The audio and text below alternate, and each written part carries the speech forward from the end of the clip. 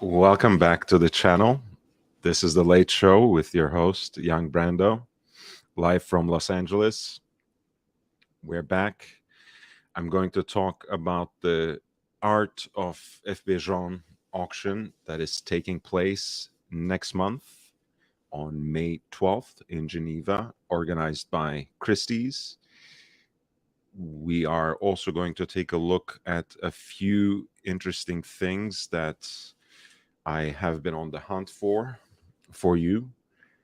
I posted a video earlier today because I was fortunate enough to come across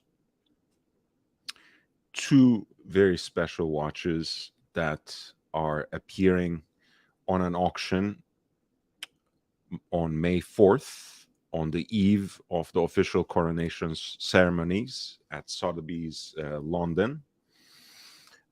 So it turns out that Sotheby's is organizing a coronation sale, which includes a lot of interesting items related to the British royalty, replicas of crown jewels, jewels that Queen Elizabeth II gave away as gifts to her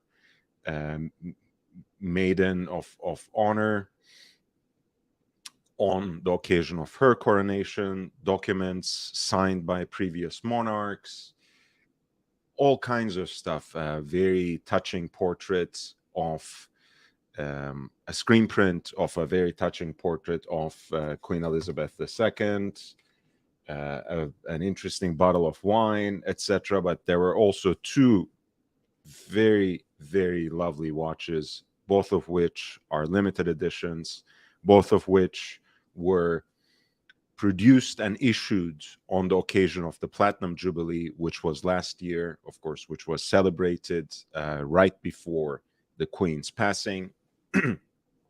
So check it out. Here's my video.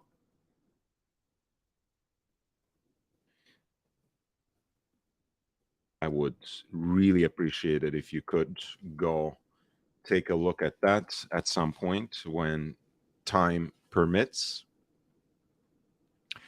I'm gonna go back to the Art of FB auction that is going to be held in Geneva by Christie's on May 12th at 1 p.m. The bidding will take place in that live auction. And I will start this time from the end and work my way back. In the meantime, if you want to ask any questions, if you want me to pay attention, dive in some historical and horological detail, pardon me, into any one of these listings, please don't hesitate to send me a line, send me a super chat with the lot number specified, and I would be more than happy to go in and dissect that watch with you and for you. That would be an absolute pleasure. This is lot 39, number 39 out of 39, and it is an incredibly early example of FB Journe. As you know, or as you might not know, and might not even imagine at this point in time, since François Journe and his brand is one of the most established and one of the most widely recognized independent watchmakers in what is now a golden age of independent watchmaking, in what is now is a resurgent emergence of independent watchmaking into the horological mainstream. But he actually had a little bit of a difficulty to start things up. So this is the official, the original, I should say, Kickstarter watch. It is a method that was, of course, employed very efficiently by one of his mentors from across the ages. Abraham Louis Breguet, in his exile, worked on this sort of subscription basis, which allowed him some injection of capital so he could actually realize his horological projects, so he could actually make those pocket watches and deliver on his promise down the road to his clients. So François-Paul Journe did the same thing, even though he was making watches independently and he was being commissioned by, pardon me, by, why am I blanking? Cartier, by Asprey, etc. at this time, while he was making special commissions for very high rolling collectors. He wanted to establish his own brand in earnest, and that's where the subscription series comes in. This was a run of 20 watches, 20 tourbillon wristwatches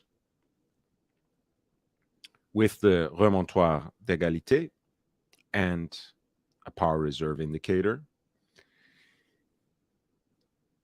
With, you see here one that has a platinum case and a yellow gold dial.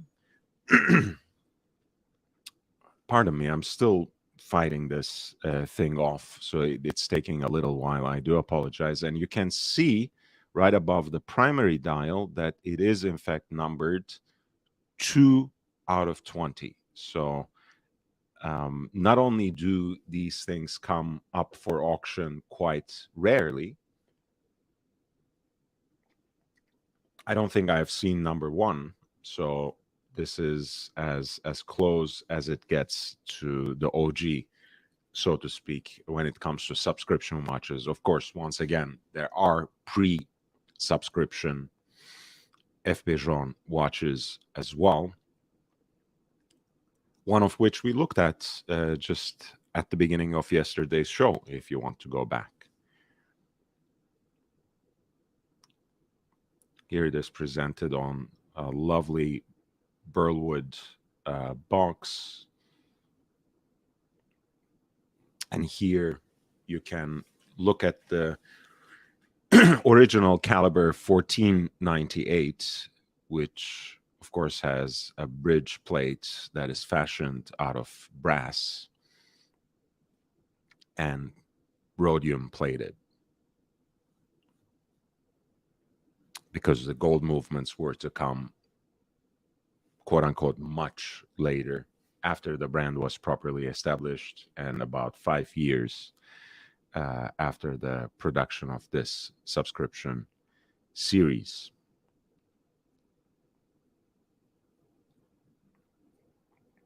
Since this is such a important and early example, I want to read what the folks at Christie's shared here. Tourbillon Sauvant number 2 is particularly exciting as the second ever example of the model to be made in small series and sold officially to one of François-Paul Journe's friends or clients. Truly one of the key watches in the establishment of the Journe brand and reputation. In fact, Souscription number 1 and 2 were purchased by the same client. Must have been easier to let go of number 2 then.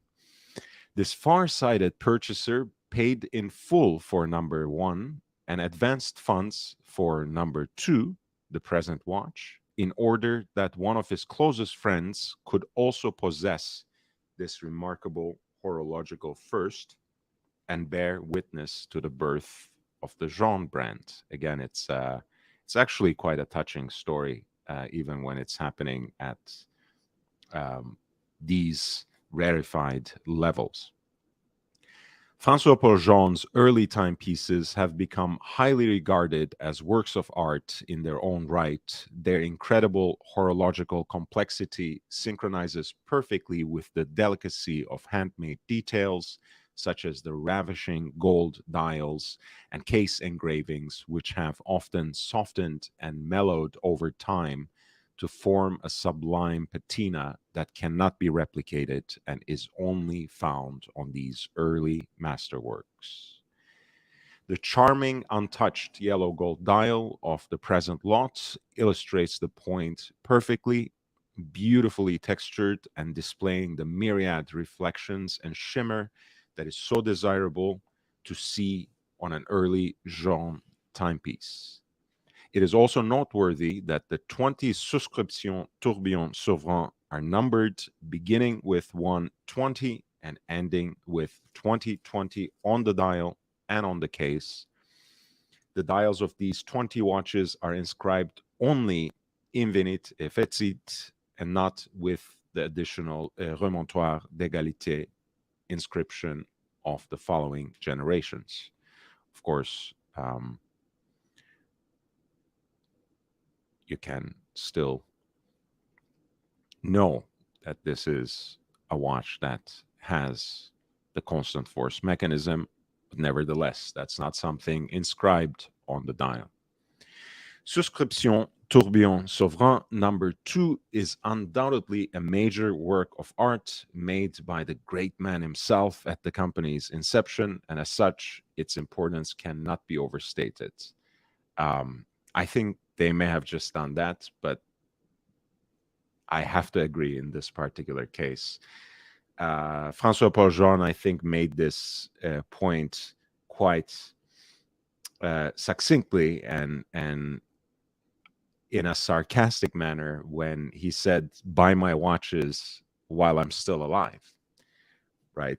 And that's kind of belies his own self-confidence, of course, but also in a joking way, the idea that he is an artist, that he is a creator whose works will probably be appreciated in a different way so many years after his passing, and may God bless him with health and more life. But that needs to be said. And of course, at that early period of time, you have watches that actually have received much more close attention, scrutiny, and much more involved process of making by François Paul Jean himself.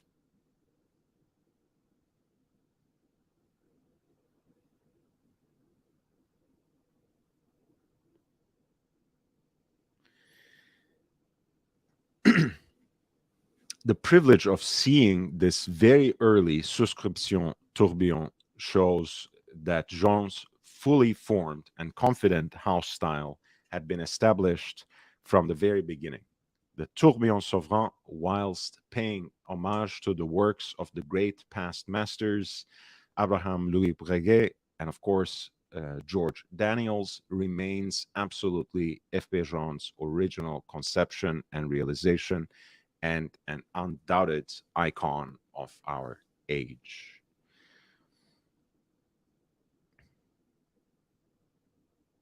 Now, I mean, it is truly a beautiful piece. It is a masterful piece. It is very rare, and as it happens, it carries the marks of that rarity, even to uneducated eyes, with that numbering 2 out of 20 on its dial. Of course, like the lot essay was alerting us, the educated eye can already tell that there is a remontoire, but not the inscription. So it is, in fact, an early example of the tourbillon souverain. This is lot number 39 in the upcoming The Art of F.P. Jean auction at Christie's Geneva. It is expected to realize a final hammer price of 1.8 million to 2.8 million in Swiss francs.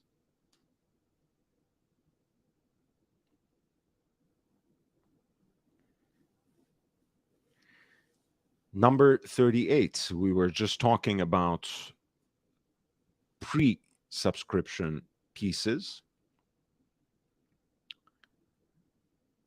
This particular example of the chronomètre à résonance is one such example. That beautifully executed salmon pink dial, almost perfectly symmetrical face that is thrown off just in style, just with a certain assertion of nonchalance with the power reserve indicator. And of course, in the back, you have a beautiful demonstration of the phenomenon of resonance with the two balance wheel getting as close as humanly possible to each other. And of course, for such an early example, it has a movement that is out of brass and rhodium plated.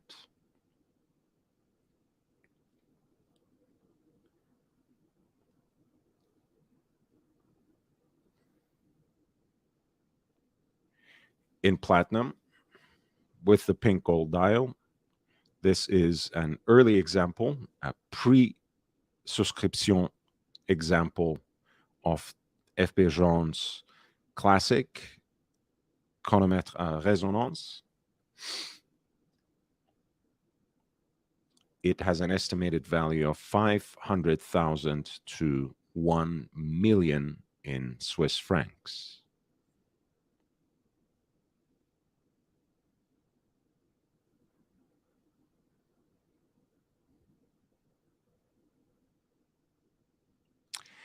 Unlike pre-production watches that bear the suffix 99R for 1999 and are therefore easily identifiable, the pre-souscription watches, such as the present example, have the same suffix 00R as the official subscription series that are numbered 1 to 20.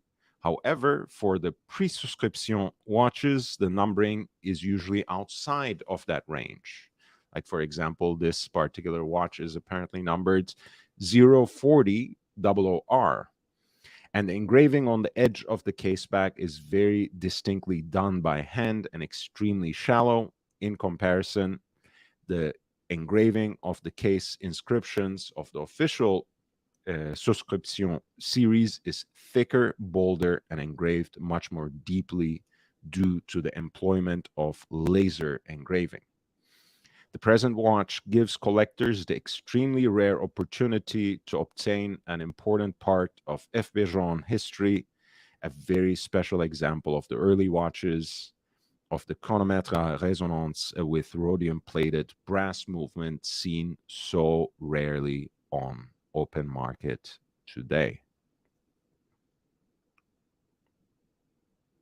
And this is what they mean with the numbers being very shallowly and finely carved on the case back.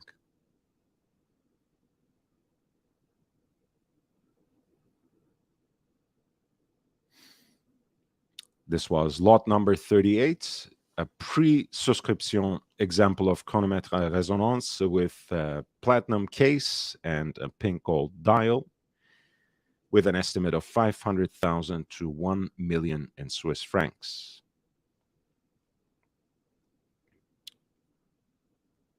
Lot 37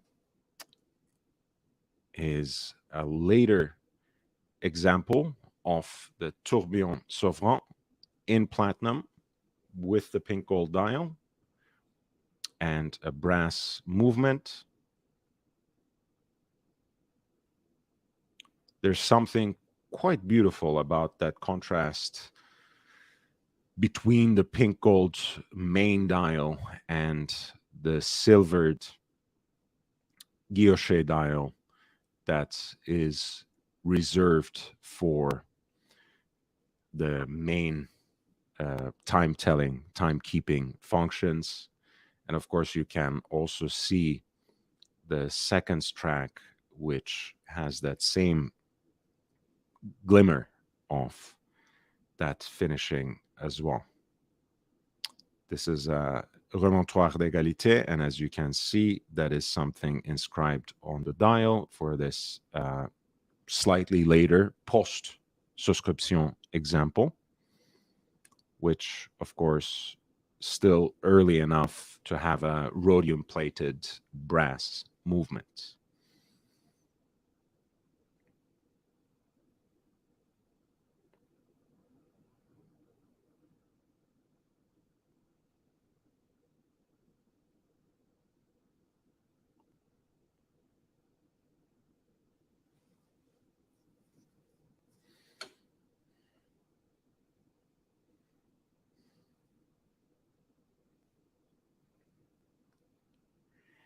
This is lot number 37, an early example of a platinum tourbillon souverain with the remontoir d'égalité, platinum with the pink gold dial from around 2001. It is expected to fetch an amount somewhere between 500,000 to 1 million in Swiss francs.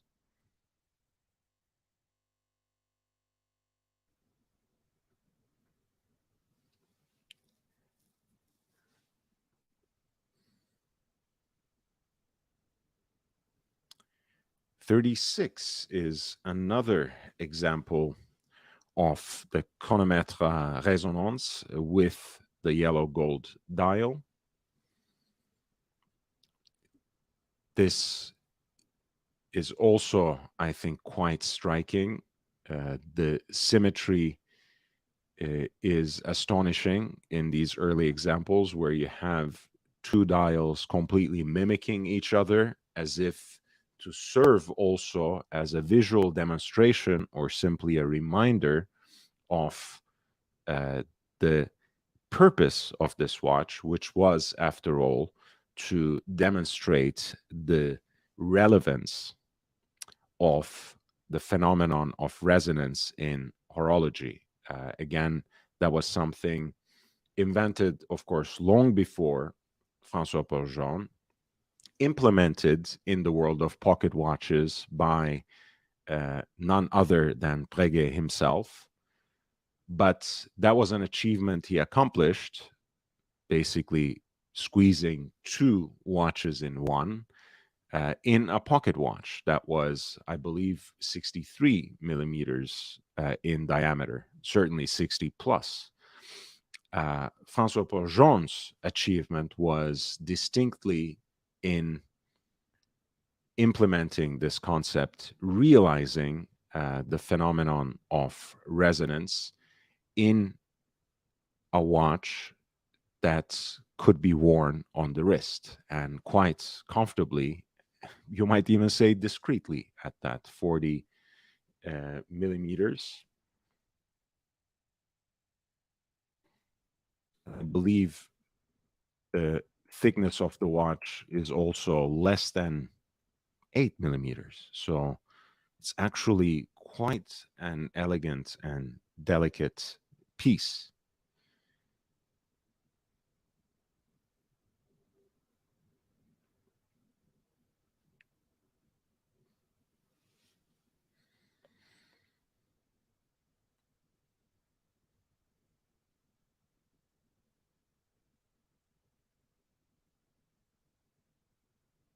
This is, once again, lot number 36, an early example of a platinum chronomètre à résonance with the brass movement, and a nice example of the yellow gold dial from around 2002.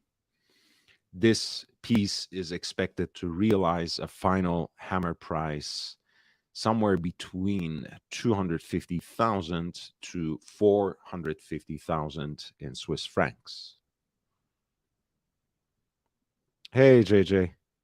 Nice to see you back home. Welcome home.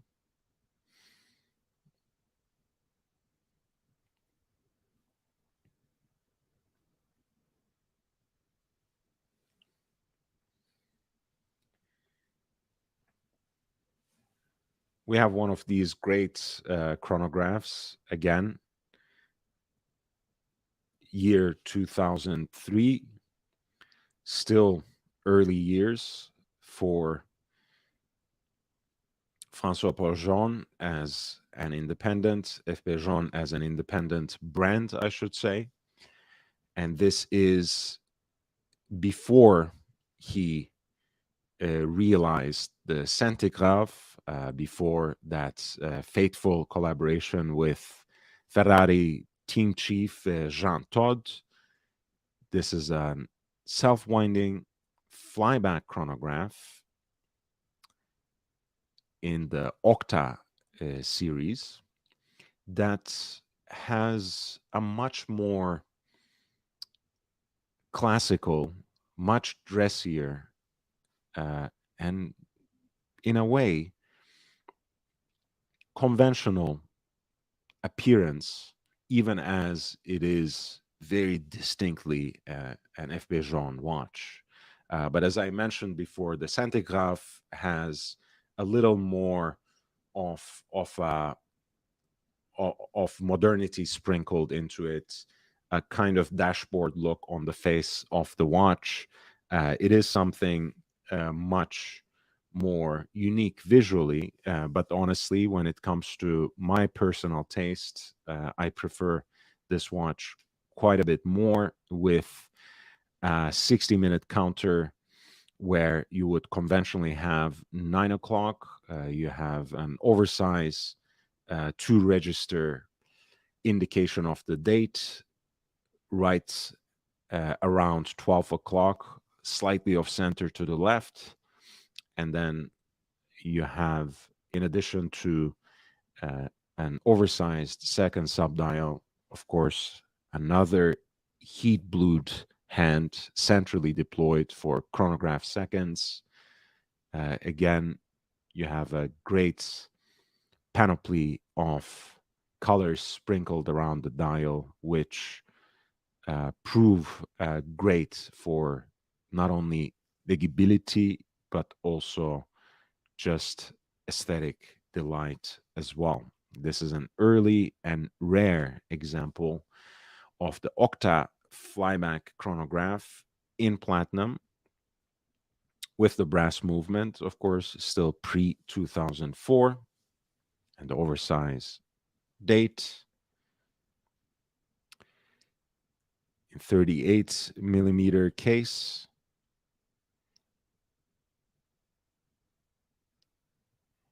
Believed to be only one of 313 pieces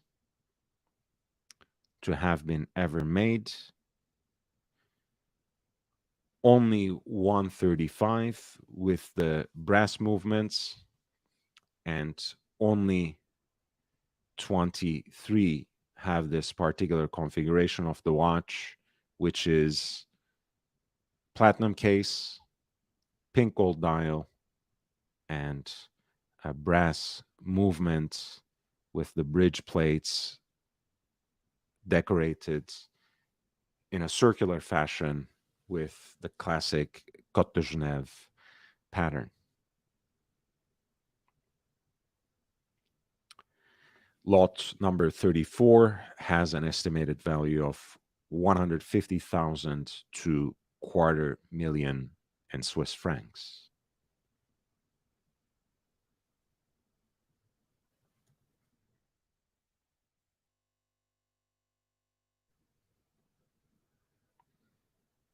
We have another lovely example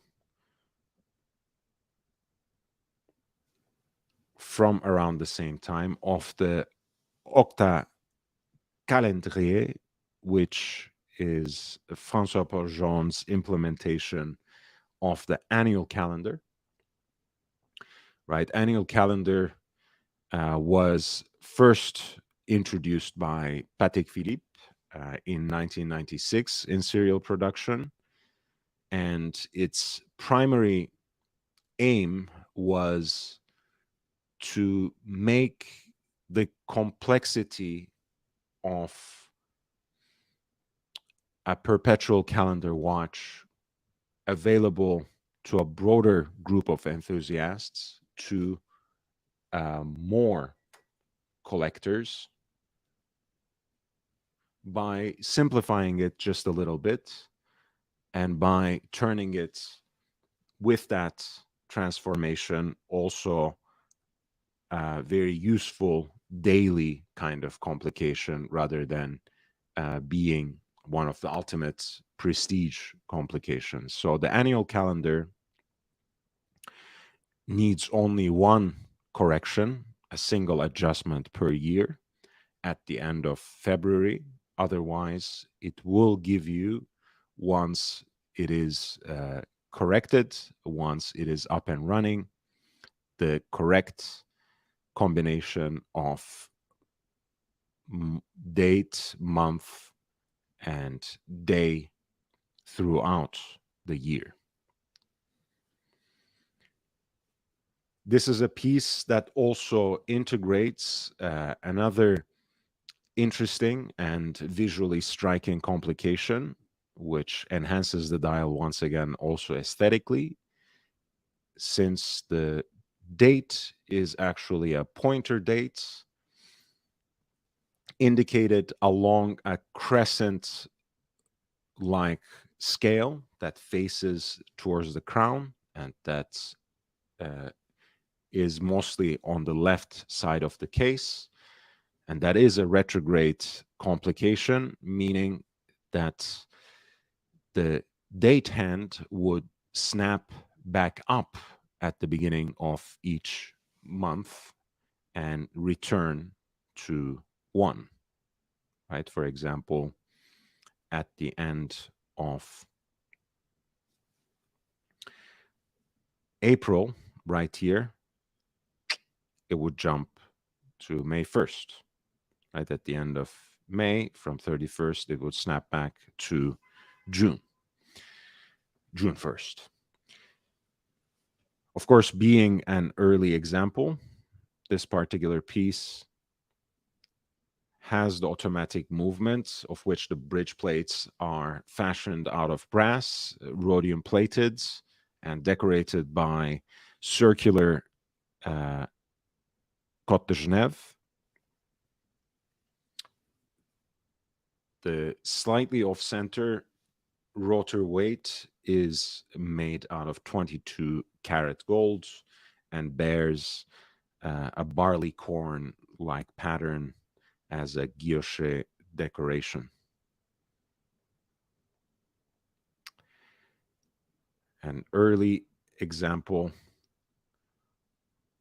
of octa calendrier in platinum with the yellow gold dial, annual calendar with the retrograde date,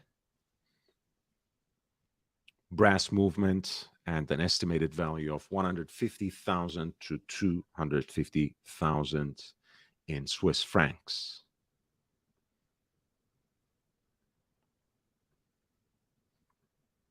We were just speaking about this watch, and the moment has arrived.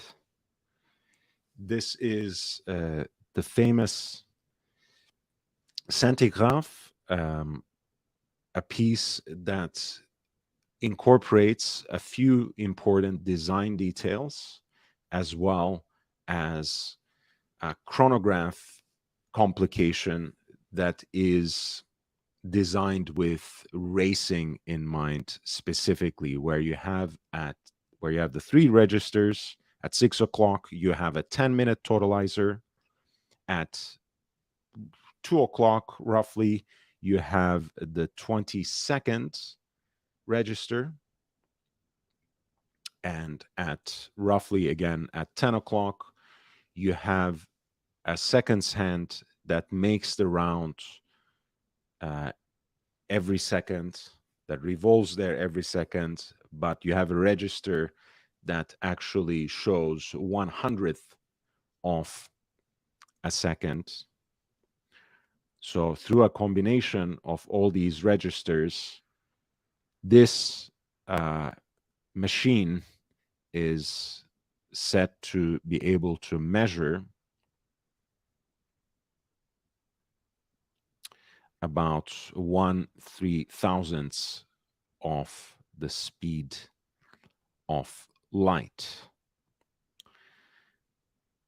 This was basically a meeting of minds between François-Paul Journe and Jean Todt, and the dashboard-like design of the dial, the Ferrari red color of the main dial, and the yellow hands would probably testify to this collaboration.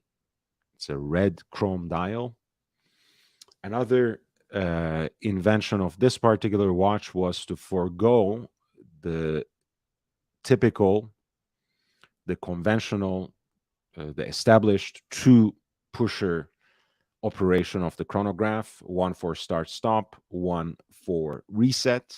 In this case, you have this slider that you can basically rock back and forth to start, stop, and reset. So kind of like once again an application that both offers something quite new, if not always groundbreaking, but quite fascinating and important, but also in a way revive something from the past, which is, of course, the idea of a monopusher chronograph, where you operate all the functions of that complication with a single pusher, which helps you start, stop, and reset the mechanism. This piece is actually fashioned entirely in platinum. So not only do you have a platinum case, but also a platinum bracelet, a 5-digit link bracelet. And since this is from a much later period, you have the calibre 1506 with the bridge plates fashioned out of 18 karat pink gold and beautifully finished in a circular radial Côte de Genève motif.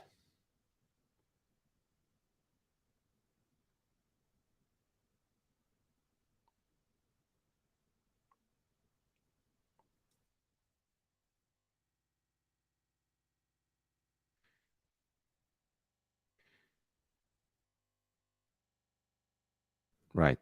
I wondered if they note this particular part of the story. I'm very happy that they did. The red chrome dial has a very specific history because they really wanted to match the colors, right? They wanted it to be Ferrari red and not just something close. The red dial is accurately color matched to the correct Ferrari color, which Jean Todt sent to François-Paul Journe in order for him to achieve a completely authentic Ferrari red. So that's an interesting detail once again.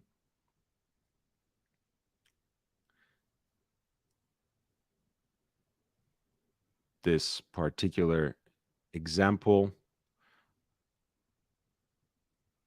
of the Centigraphe Souverain, which is a model that won François-Paul Journe one of his Aiguille d'Or, the grand prize in 2000 at Grand Prix d'Horlogerie de Genève. And this Ferrari red platinum Centigraphe Souverain on the matching 5-link bracelet is expected to realize a final hammer price somewhere between 400,000 to 600,000 in Swiss francs. That was lot number 32.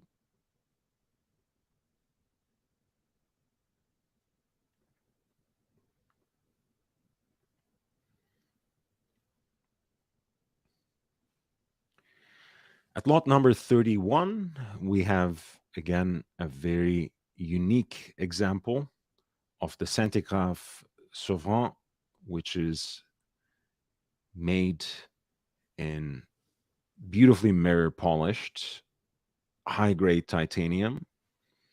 One of only 10 examples made for the Tokyo boutique with a very unique dial as well that is partially open worked, right?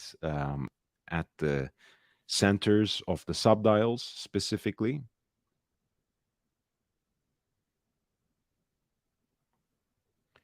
You do have the contrasting pink gold accents with the crown at 4 o'clock and the chronograph slider at in between 2, 3 o'clock as well.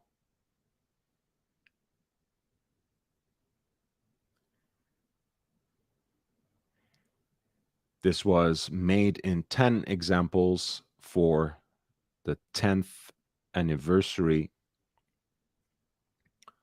of the Tokyo boutique.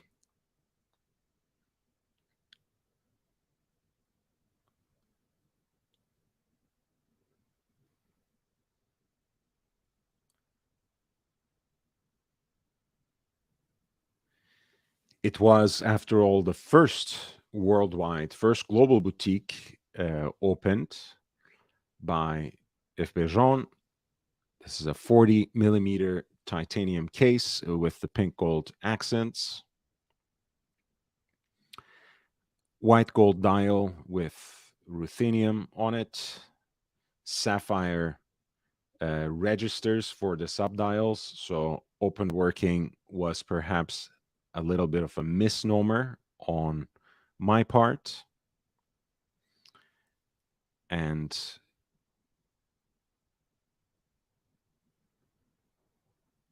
the chronograph hands are actually made out of titanium and painted with red lacquer. A great interplay of colors, that gray tint of the titanium with various hues of pink, orange, and copper, and red. This is one of only 10 made for the 10th anniversary of the François-Paul Journe Tokyo boutique. Centigraphe Sauvant made in titanium and pink gold. Number 3 out of 10 at lot number 31, with an estimated value of 150,000 to 250,000, a quarter million in Swiss francs. Lot number 30 is the sport, the line sport version of the Centigraphe, which has a unique execution. In this case, it is actually made entirely of an aluminum alloy. This 42 millimeter case, bracelet, and the dial.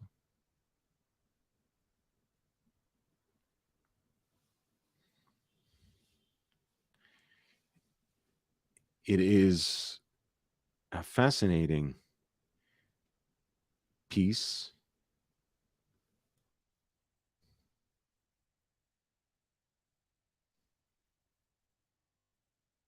because it must weigh practically like nothing. I believe the official measurement is somewhere around 12 grams or something. It's ridiculous. Oh no, that's the movement itself. The whole piece weighs about 55 grams, which again, it is an interesting experience. This is the FP Journe Centigraph line sport, practically fashioned in aluminum in its entirety. Case, bracelet, dial movement with sapphire sub registers, sapphire chronograph registers that give you little peeks into the movement.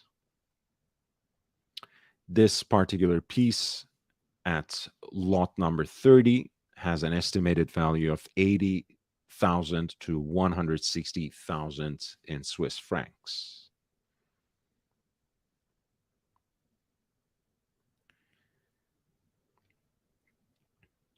We have another piece with a similar build, much simpler in this particular case, since it is a time and date watch. This is an Octa line sport from 2014 in aluminum, case bracelet movement dial.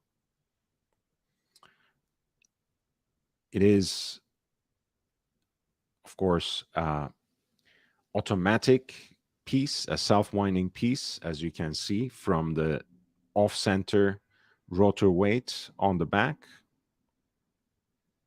The centigraph is a hand-wound chronograph movement, after all. In addition to the time and date, as you can see, the hands are loomed as well. You have the oversized date, slightly slanted towards the right at around 12. Right across it, you have the power reserve indicator, and at around 9 o'clock, you have a day-night indicator for the Octa Sport in aluminum.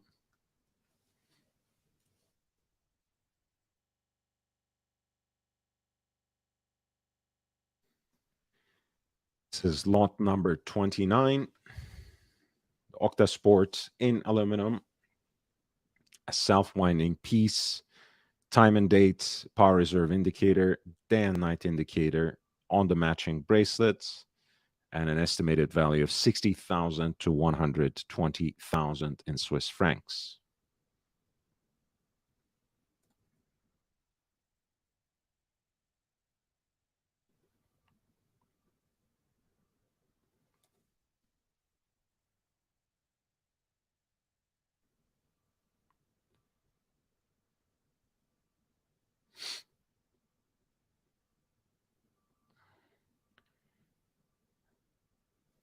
At lot 28, we have the evergreen jade dial as the centerpiece. This is once again a watch in platinum on a matching 5-row link bracelet.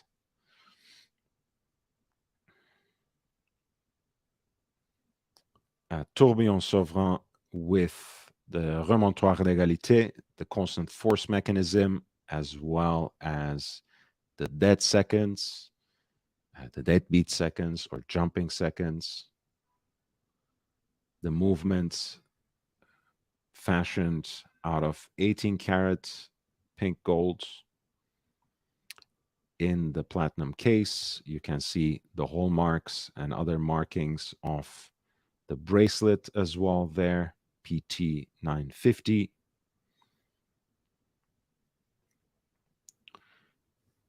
Let's read a little bit into the particular history, the specific background of this semi-precious stone dial, which is very distinctive in its color, and to be fair, preceded all kinds of craze that people have these days about that particular shade of blue, which is reminiscent of the color of jade. The present lot, Tourbillon Sauvrin, with a solid platinum bracelet, would always be considered a highly impressive piece in its own right, but even more impressively, this sublime example is one of only a small number to be fitted with the jade dial, therefore elevated to a rarity of the highest level and magnificent. Jade is symbolic of clarity of mind and purity of spirit in Chinese culture. The philosopher Confucius expressed the fascination for jade by making a metaphor for virtue, kindness, wisdom, justice, civility, music, sincerity, truth, heaven, and earth. It is also a beautiful name. I like that name. The challenges of producing a dial in hard stone are well known to several of the great Swiss watch manufacturers. That also testifies to the increasing rarity, especially in serial production. Usually, hard stone dials are produced as a circular disc in order to make the cutting action simpler and to minimize the risk of stress points from corners. However, FP Journe characteristically took a different approach. While ideally the stone dial would be cut from one piece due to the configuration of aperture on the tourbillon Sauvrin, it would not be possible due to the small amounts of material around the tourbillon and the offset dial, as well as the constant risk of fracture during cutting. The two crescent-shaped pieces above and below are still very complex with numerous curves and differing radii, as well as the screw holes which have to be drilled, making for what one can imagine is a nerve-wracking experience for the maker, as well as no doubt numerous failed attempts along the way before a perfect example is produced. But all of the hard work pays off when one sees the illuminating effect to be created with the light passing through the ethereal green tone of the jade, as well as the unique signature each dial has due to the veining within the stone. While it is impressive when viewed from afar, it takes on a whole new dimension when admired through a loupe. This particular example is further distinguished by the matching solid platinum bracelet, which gives a watch known for its simplicity and compact nature a suitably substantial feeling on the wrist, making the owner abundantly aware of the importance of the horological work of art they are wearing. This is the Tourbillon Souverain in platinum on a matching 5-row link bracelet with an exceedingly rare jade dial.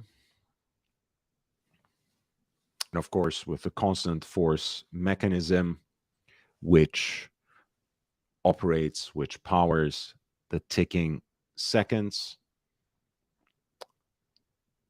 This piece at lot number 28 has an estimated value of 500,000 to 1 million Swiss francs.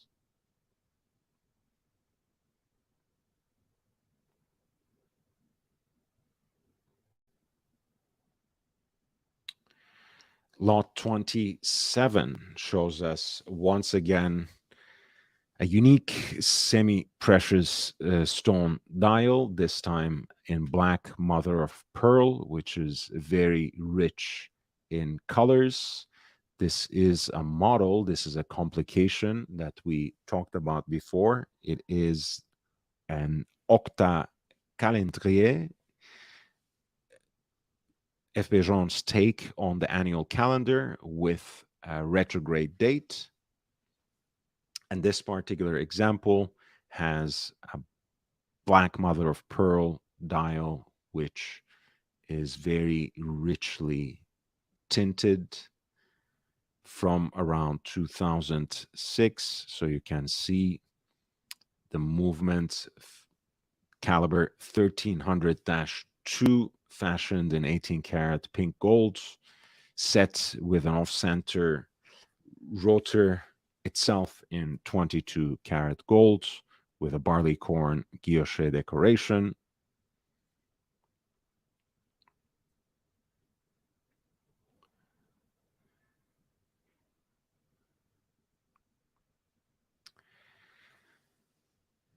In platinum, one of the only 15 pieces made for the prestigious Singaporean retailer Sincere Fine Watches with a black mother of pearl dial.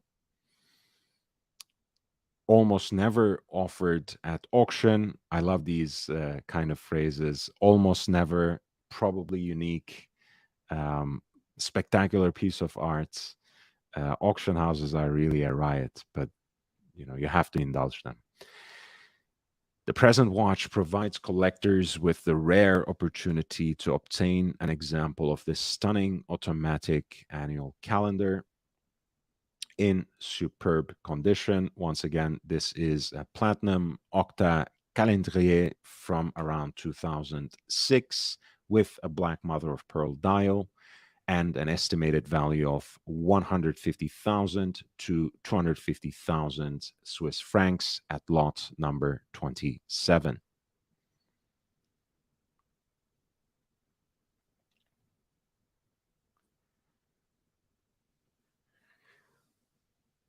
We have at lot 26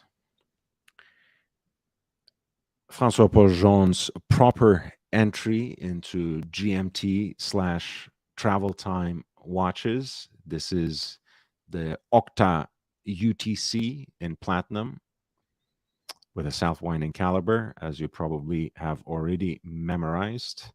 You have an extra 24-hour hand with its own scale that is expressed in a concentric circle in the main dial. You also have a lovely map of the world of the globe from a bird's eye or God's eye point of view. Let's read a little bit about it. You, of course, also have an oversized date right around 11 o'clock in relation to the time keeping to the main dial.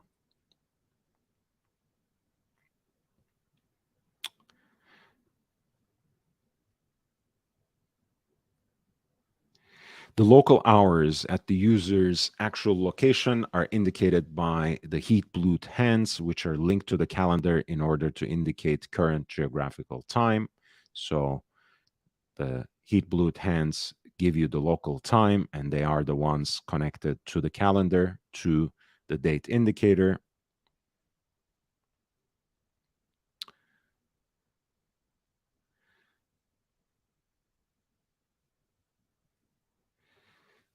And then the gilt hand, which is also from stainless steel, indicates home time on a 24-hour scale, 24-hour numeral chapter, which is linked to the Earth's 24 time zones represented on the painted globe on that separate subdial.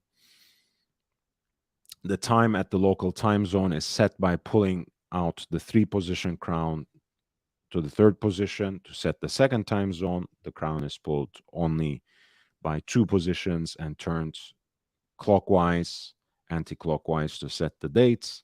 The globe itself is adjusted by pushing the small secured pusher in the band at 4 o'clock so that the home time zone is positioned on 0 for winter hours.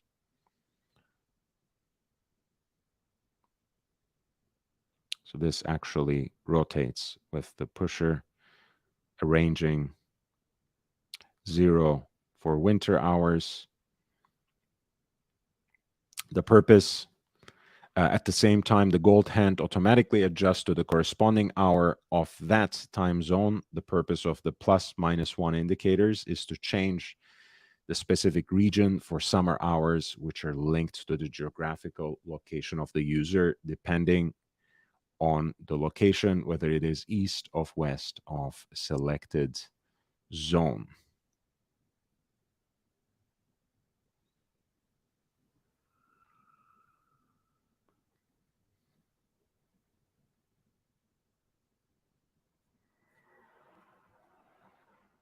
So the world map is actually a sapphire disk that is painted, which can be itself manipulated with a small pusher right below the crown, somewhere around here. And both the local time and the home time can be adjusted through the crown. This is the Octa UTC in platinum from around 2015. A self-winding dual time travel time piece from FB Journe with the oversized date, as well as a painted map of the globe, power reserve indicator as well. That is lot 26 with an estimated value of 80,000 to 160,000 in Swiss francs.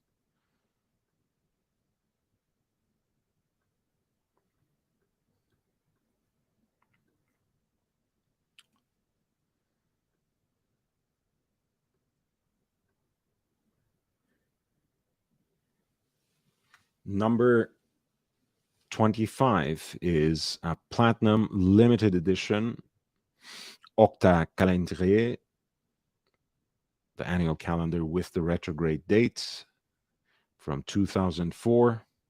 This is one of the ruthenium models. Let's read about it from 2004.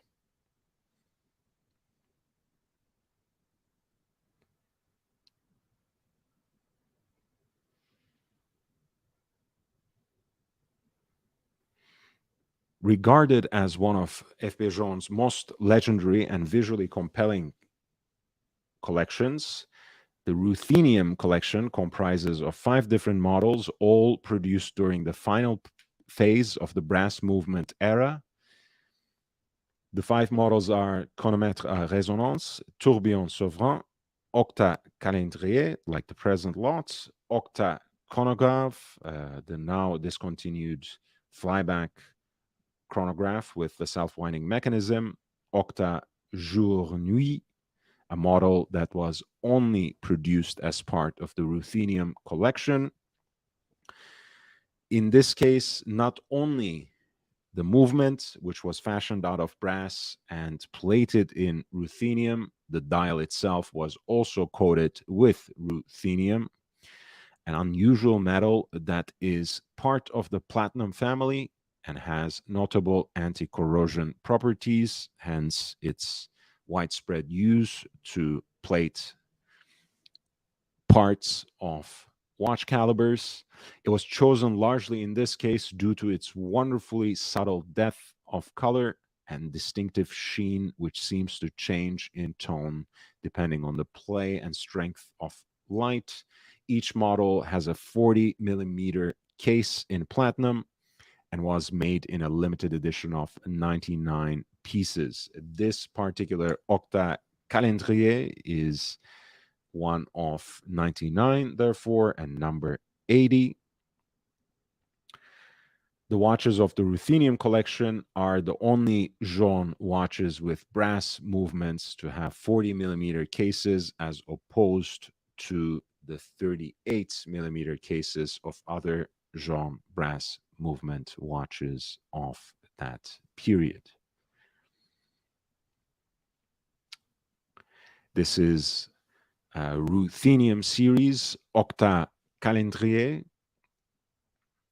brass movements, ruthenium plated, a ruthenium coated dial as well, a largely monochromatic appearance with the distinctly heat-tempered, flame-blued hands jumping off the face of the watch.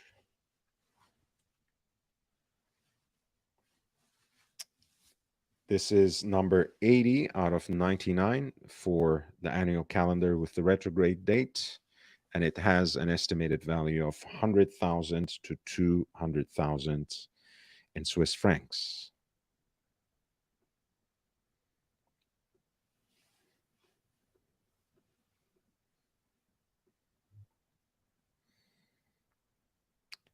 Another Ruthenium series watch at lot 24. This is the Octa Jour Nuit. As mentioned, one of only 99 and a model that was only made for the Ruthenium collection. In platinum, brass movement, plated with ruthenium, a dial coated with ruthenium, and uniquely, it has a fan-like scale at around 8 o'clock that serves as a day-night indicator. Oversized dates at around 11 o'clock as well.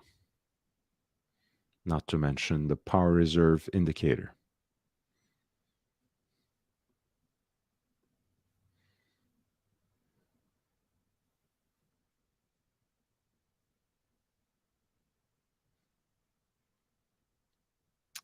And you can see the particular depth of the ruthenium plating on the movement as opposed to the rhodium plating, for example, that brass movements by François-Paul Journe received in the earlier era. And this is matched in this automatic model to play with those shades of gray, this time with a 22 karat white gold rotor weight that is decorated with barley corn like guilloche pattern, number 49 out of 99. A ruthenium series, Octa Jour et Nuit. This piece is expected to fetch an amount somewhere between 80,000 to 160,000 in Swiss francs.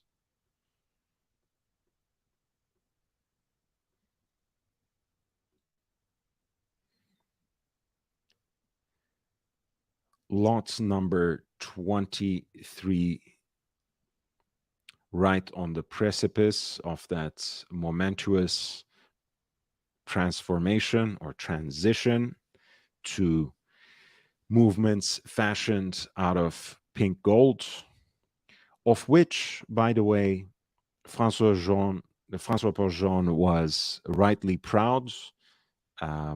You know, there's that famous chronomètre Souverain that he gifted to George Daniels personally, accompanied by the letter. This piece was sold twice in the last few years. So it has generated a lot of conversation. And in that letter, when he's presenting this movement that is actually also inscribed to his great mentor on one of the bridge plates, Journe takes particular pride in mentioning, hey, you know, this is my watch, my personal gift to you. It is a platinum piece with a movement fashioned in 18 karat pink gold. So it is something that he took a lot of pride in. And once that transition was made, except for very, very rare occasions, such as the T30, for example, on the 30th anniversary of François-Paul Jean's first tourbillon watch. Um, it's very, very rare that François-Paul Jean makes a watch with a brass movement. So one of the last of an era, an otherwise simple and beautiful self-winding piece by F.B. Journe, the Octa Réserve de Marche with the white gold dial and platinum case, a late example of the brass movement from around 2003. It has an estimated value of 60,000 to 120,000 at lot 23.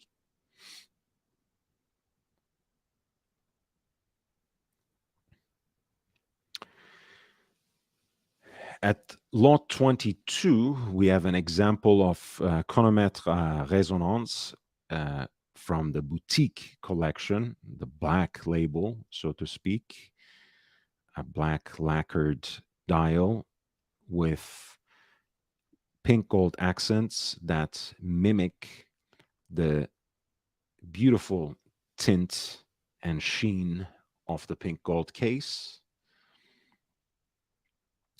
The watch has, of course, two separate dials, which can be set by the two separate crowns, one at 12 o'clock, one at 4.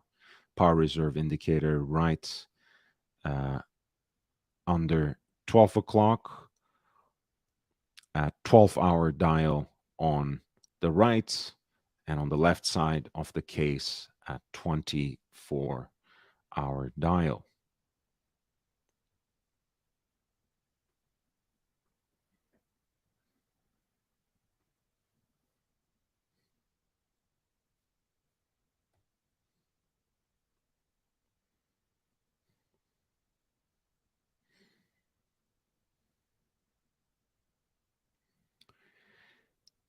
Belonging to the rare boutique collection, only available, as the name would indicate, in F.B. Journe boutiques, distinguished by their black dial and 18-karat pink gold case. Only 5 examples were made. Christie's alleges of this particular piece. This was only made for 1 year in 2019 to celebrate the 20th anniversary of the iconic model.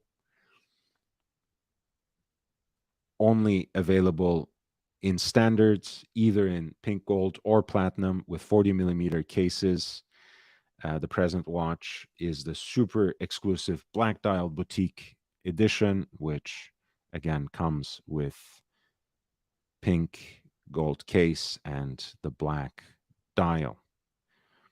This is lot number 22, a unique, well, an exclusive and purportedly one of only 5 boutique edition chronomètre à résonance, pink gold case, black dial with pink gold accents, the 2 dials consisting of primary dial 12 hours and a secondary dial with a 24-hour time display. Lot number 22 has an estimated value of 180,000 to 280,000 Swiss francs.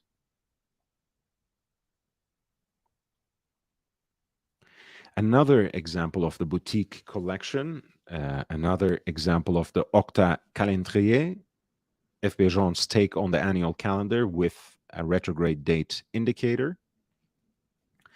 The pink gold case, once again, matching with the pink gold case and the black alligator strap, matching the pink gold accents on the dial as well as the black dial itself. The 3 hands for the timekeeping are in heat blued steel, whereas the retrograde date hand is matching in gilt tones, again, the pink hues of the case itself. This particular example is, again, a very rare piece. It won the Octa Calendrier, the complication won a special jury award at the GPHG in 2002. And this particular example, which is one of not too many as part of the boutique collection at lot number 21, it is expected to realize a final hammer price between 120,000 and 180,000 Swiss francs. Lot number 20.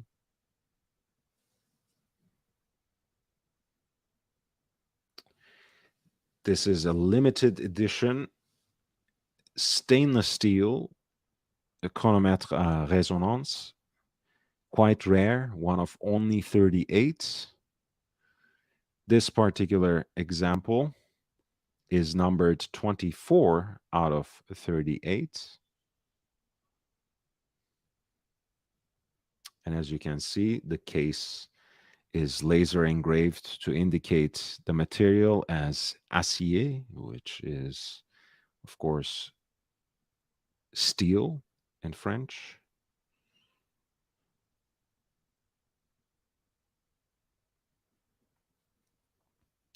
In 38 millimeters of diameter,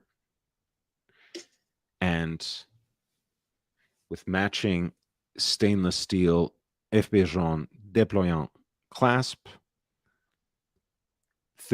one of only 38, part of the 38 millimeter stainless steel set from 2015.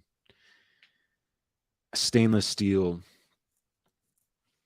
chronomètre à résonance with bronze patinaed dial.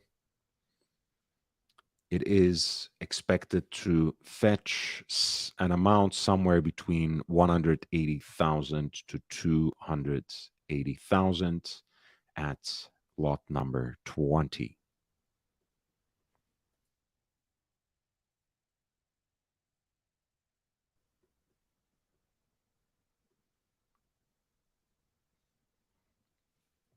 We have another limited edition, another stainless steel piece.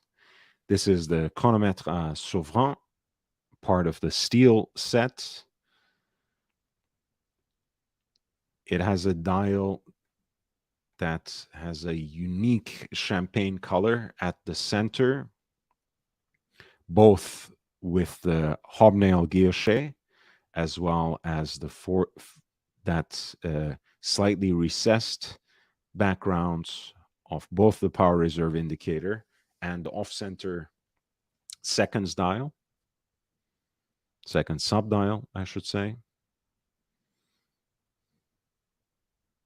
As you can see, that center dial has a very nice depth to it that registers bronze, a very bright shade of gold, mustard, champagne from various angles.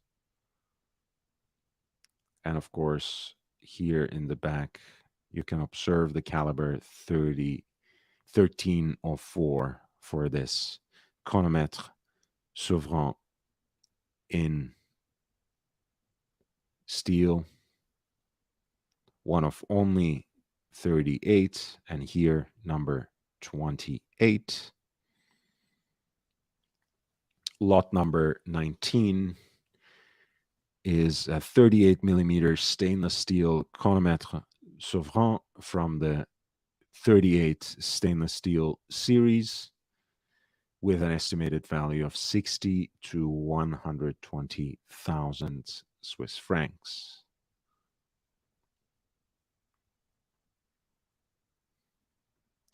Lot number 18 We have a beautiful chronomètre à résonance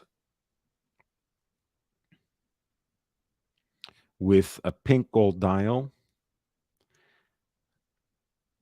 You have a primary dial on the right for your timekeeping, and then you have a secondary dial, which is a 24-hour dial that has this scale, double scale, fan-like indication for both hours and minutes.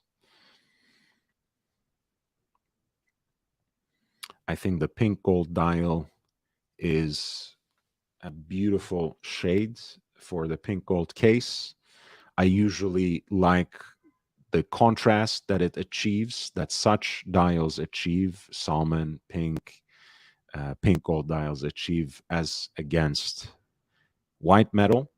But here it has a very soft, pleasing appearance as well.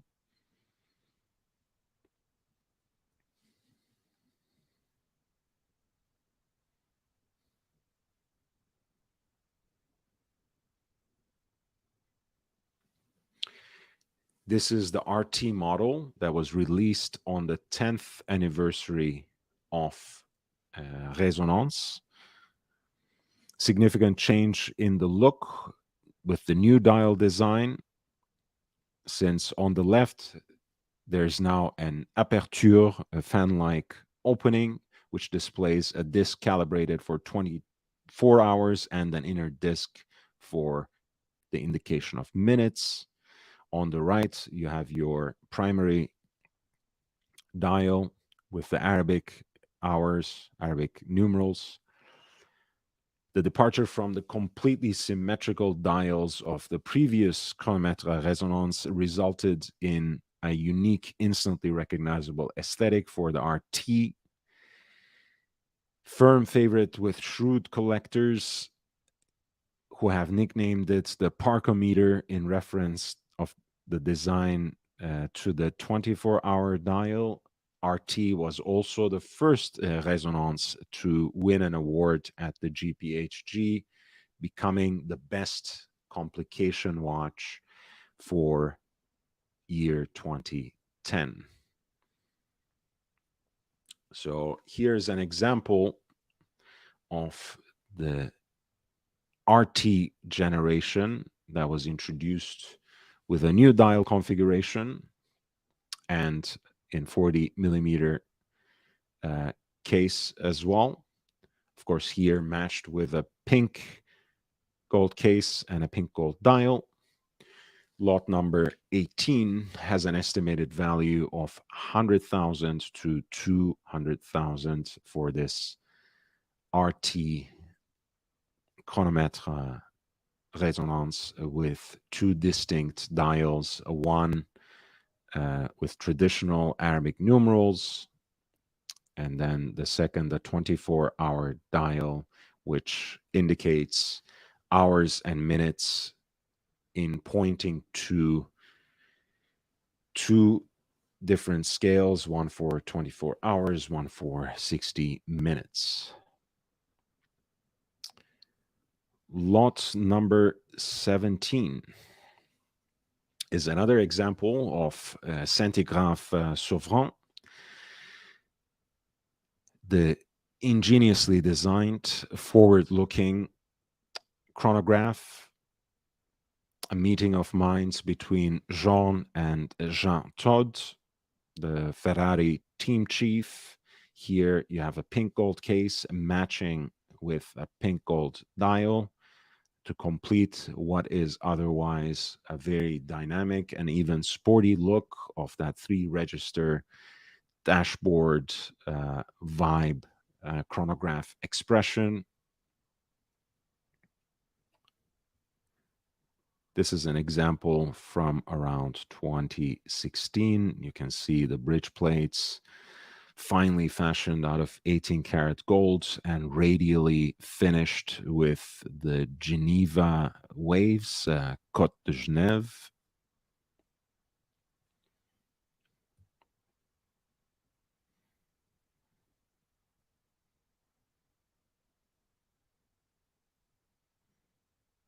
pink on pink centigraph souverain for lot number 17.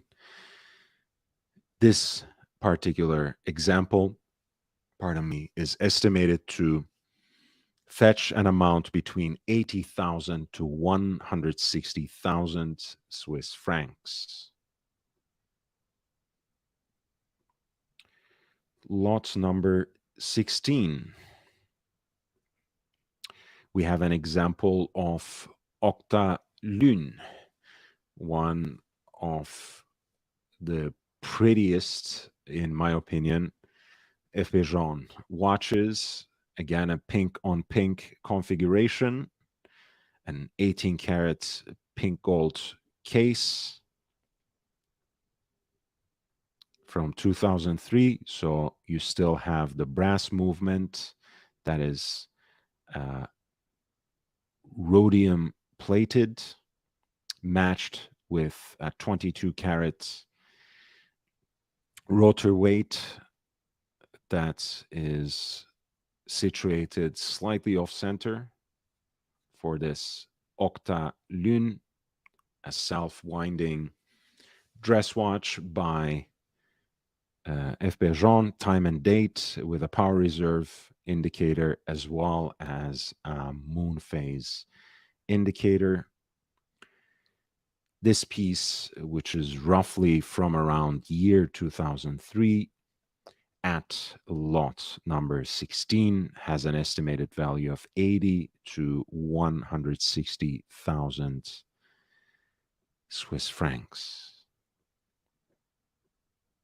Please hit the like button, by the way. It really helps. We are an hour and 30 minutes in. If you have enjoyed the show so far, if you have learned something, anything at all, or if you have been simply whiling your time away with me, thank you for your company. And thank you for your kindness in hitting that like button.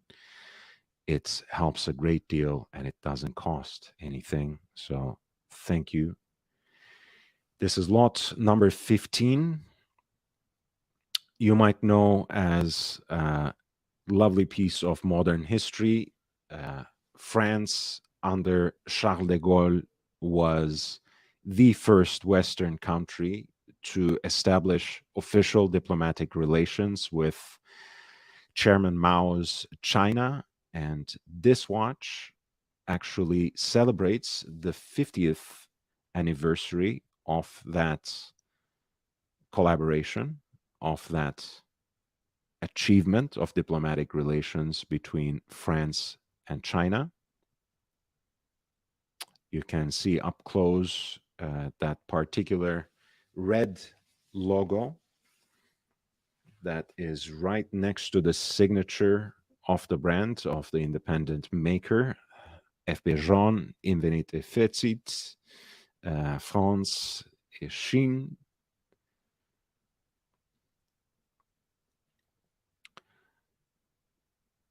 In platinum with a distinctive matte black dial. This is a self-winding piece with power reserve indicator at 9, off-center small seconds at around 5 o'clock, and a moon phase indicator at around 7, without forgetting the oversized date, slightly off kilter to the left at around 12 o'clock. This particular piece is exceedingly rare because it was actually made, I think, for each boutique in terms of, basically 10 examples initially, one for each boutique. And I think there was a time window where willing parties could place a special order for the watch. So altogether, perhaps, hey, you say 3, I say 2 dozen, certainly less than 50. With the 50, of course, referring to the 50th anniversary, not 50 watches, not necessarily. I'm sure there one could check directly with FP Journe for this, but it is for sure that this watch is exceedingly rare. It is a platinum octalune with the distinctive matte blue dial with a special logo at 3 o'clock next to the inscription of the maker, the signature of the maker, and a moon phase indicator at 7. This is lot number 15, and it has an estimated value of 60 to 120,000 in Swiss francs.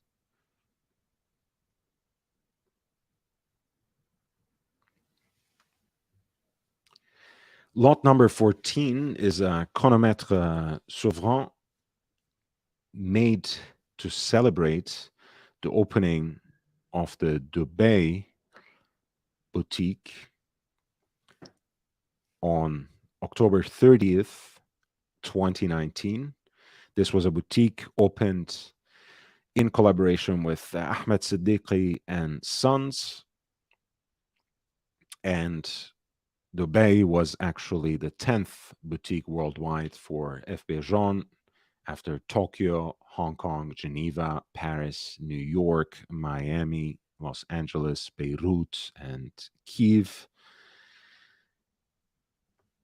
This is one of only 99 with a green dial somewhere between moss green and maybe Kermit green.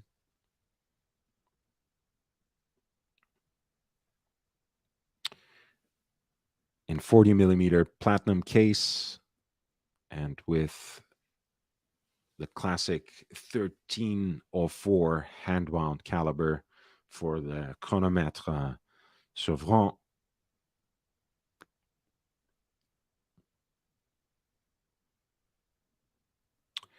At lot number 14, this Dubai special edition chronomètre Souverain in platinum and with a unique green dial has an estimated value of 60 to 120,000 Swiss francs.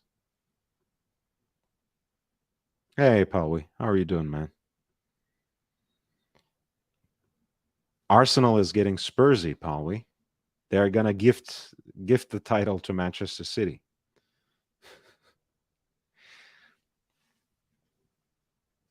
All right, so we have the chronomètre Holland, Holland and Holland chronomètre. This is actually in stainless steel, closer in proportions to the chronomètre bleu in tantalum than the standard chronomètre Souverain in platinum or pink gold. This is 39, so slightly larger than that exclusive steel 38 series as well, with a unique browned Damascus steel dial that is actually produced by historically by Holland and Holland. At the time of this collaboration, Holland and Holland was owned by the Wertheimer brothers, who are, of course, the owners of Chanel as well, personal friends of François-Paul Journe, as well as his business partners, since Chanel has a stake in FP Journe. Holland and Holland is now owned by Beretta International, if I'm not mistaken. But in either case, this particular collaboration remains an important piece of history, both in terms of the uniqueness and rarity of the watch produced, as well as testifying to what has become a long-standing collaboration between the Wertheimer brothers, also known as Chanel, and François-Paul Journe. And in a way, it has a lot to do, of course, with Chanel's increasing investment and interest in both developing their own line of watches, but also investing in the world of independent watchmaking. For example, they have a stake in Romain Gauthier. They have a stake in Kenisi, the movement manufacturer, which makes calibers, among others, for Tudor, for Norqain, and for even Breitling. This piece, again, is uniquely in stainless steel with a 39 millimeter case, a one of only 38. And this particular example is number 32. Lot number 13 has an estimated value of 60,000 to 120,000 in Swiss francs.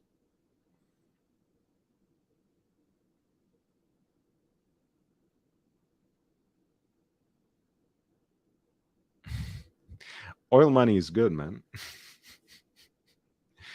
Oil is good. It's good for cooking. It's good for so many other things. Lot number 12.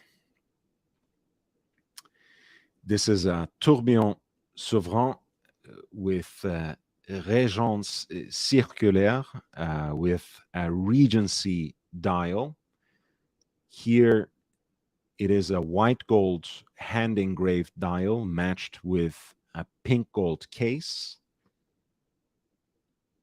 Once again, we have the tourbillon souverain with the constant force mechanism and the deadbeat seconds on that small second subdial at the traditional position of 6. The tourbillon cage balances on the left side the dial for hours and minutes, and you have a downward facing fan on which a heat blued hand matching the rest of the handset indicates the power reserve.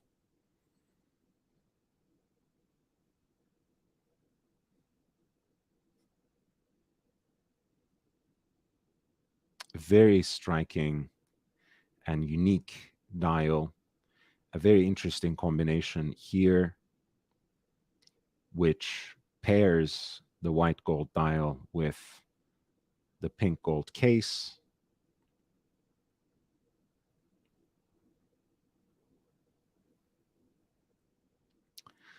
One of the most visually remarkable and incredibly rare versions of F.P. Journe's second generation tourbillon souverain, the Régence circulaire, was made in an edition of only 18 pieces, up to 10 pieces, including the present watch with a pink gold case and an engraved white gold dial.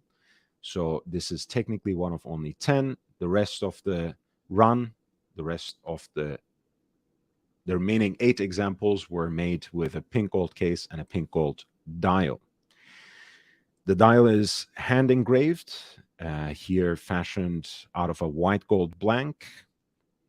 The engraving took each dial, for each dial, took an artisan based in Geneva 2 weeks to complete. The design originates from similar dials that were used on a few examples of the tourbillon made 15 years earlier for the IJWE exhibition in Bahrain.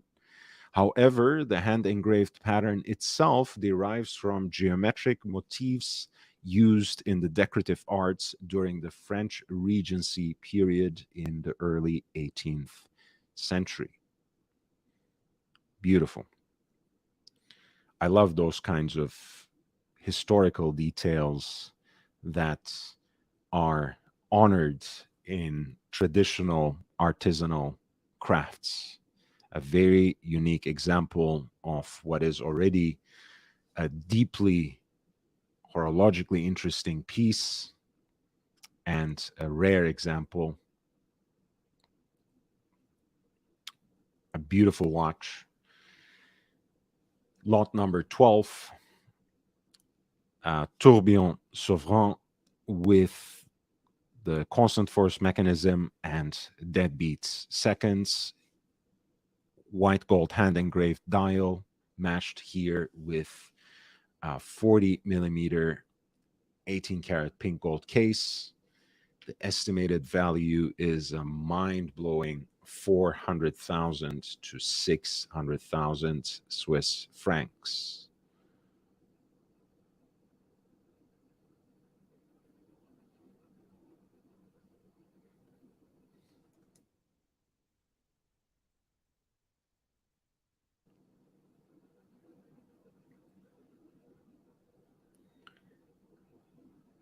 Lot number 11 is another chronomètre résonance with a 40 millimeter pink gold case. The heat blued hands jumping off of that perfectly balanced dial with two symmetrical movements, two symmetrical watch faces mirroring each other,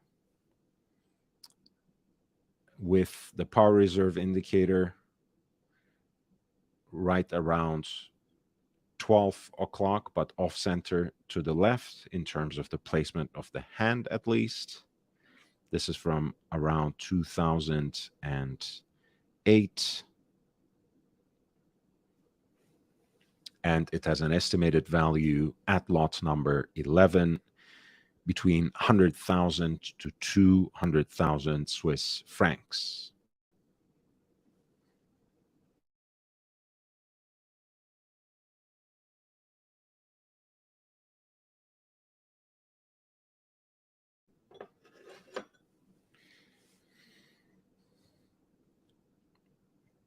We have again one of my favorite complications, favorite watches by F.B. Journe. This is the Octa chronograph from 2005, the self-winding chronograph by François-Paul Journe with the flyback mechanism and oversized date, 60-minute counter at 9 o'clock and continuous running seconds at 6 o'clock of that off-center dial.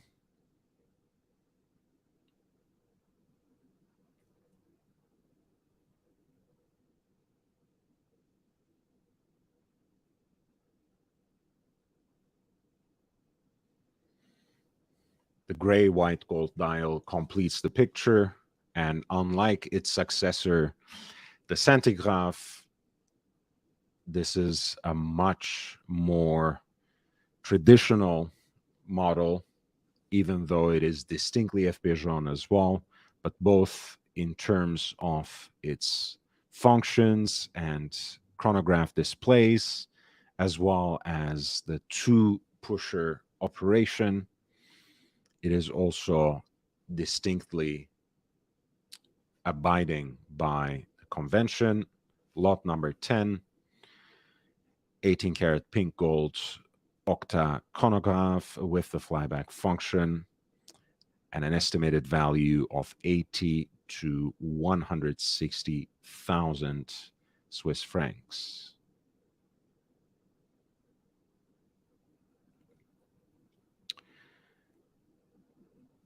Next up, we have, again, a simple but distinctive beauty.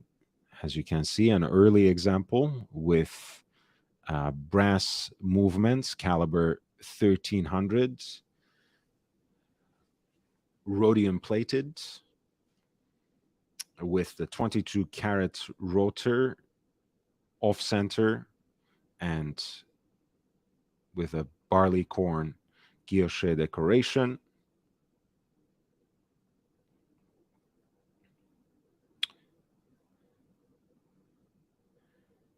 You have that gray white gold dial that has patinated beautifully. Quite frankly, same can be said about the silvered dial for the off-center hour, minutes, and the seconds on the small subdial. Oversized date at around 11 o'clock, and the 5-day power reserve displayed on a fan-like scale for 120 hours with the hand situated right around 8 o'clock as well. A very early example of this simple but beautiful self-winding dress watch by FB Journe in serial production, the Octa Réserve de Marche at lot number 9. This example is expected to fetch an amount somewhere between 60,000 to 120,000 Swiss francs.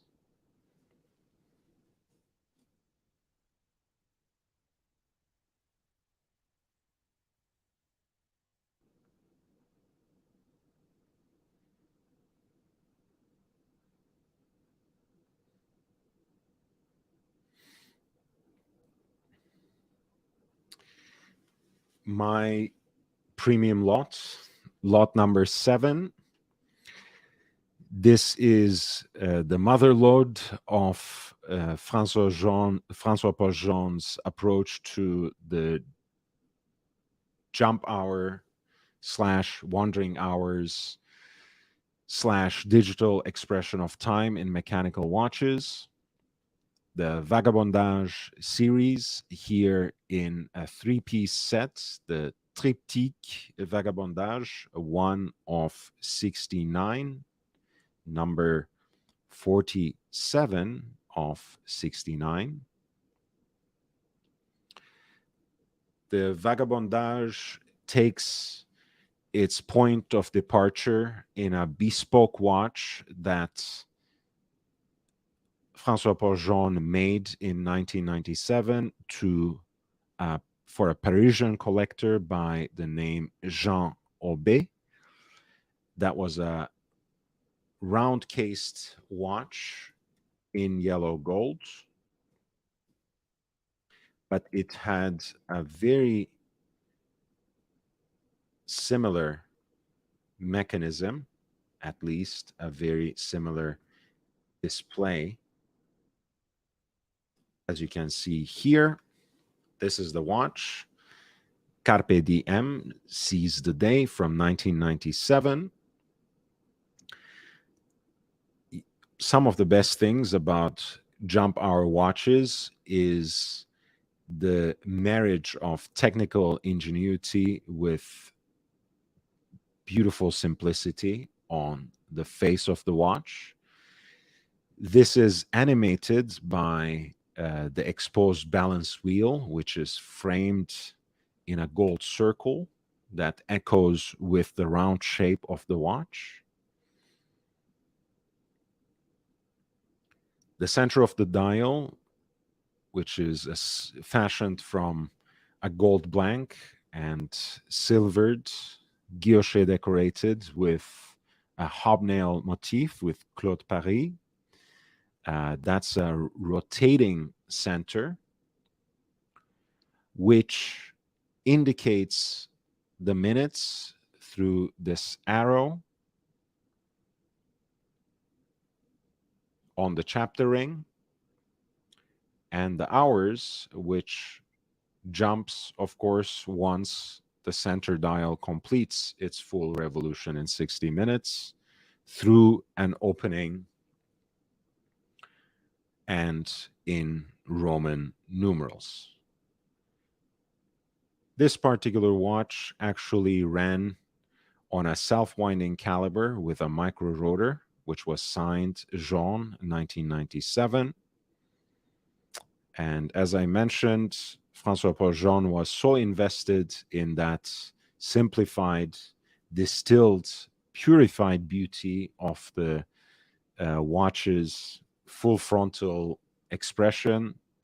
He wanted the complication itself. He wanted the exposed balance wheel itself to be the center of the attraction, in addition to the rather stoic injunction, carpe diem. You simply have no branding except for the initials FPJ.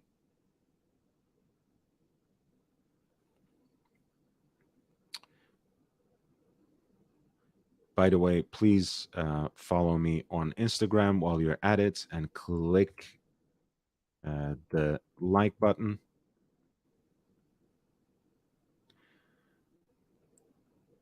Whereas Vagabondage 1, as you can tell from the case, actually has its origins for a project that Cartier commissioned François-Paul Journe, presumably for their CPCP lineup. And you can tell that practically from the Tortue case in which this one is presented. Cartier scraps the project. François-Paul Journe goes his own way as an independent watchmaker. The rest is history. But another part of that history is something that culminates in year 2004, because ahead of Antiquorum's 30th anniversary, for a charity auction, Osvaldo Patrizzi comes and visits François-Paul Journe and asks a special watch from him to be sold on auction. It's only 6 months in advance, so François-Paul Journe knows that he can't make something from scratch, but remembers that he still has the prototypes of this project, which he chucked away in a drawer. Shows one to Patrizzi, who loves it. He makes 3 examples of the watch, one for each decade, to be sold for charity and to celebrate Antiquorum's 30th anniversary in 2004. The collectors clamor for their own. He finally agrees first to make 66 pieces, then 69 at the urging of another passionate collector. And this piece actually has a hand-wound caliber, unlike the Carpe Diem that I just showed, which is a one-of-a-kind watch. This is the hand-wound Vagabondage caliber. This is Vagabondage 3, actually, which has a particular take on the regulator dial layout with centrally deployed minute hand, which forms the focal point of the watch.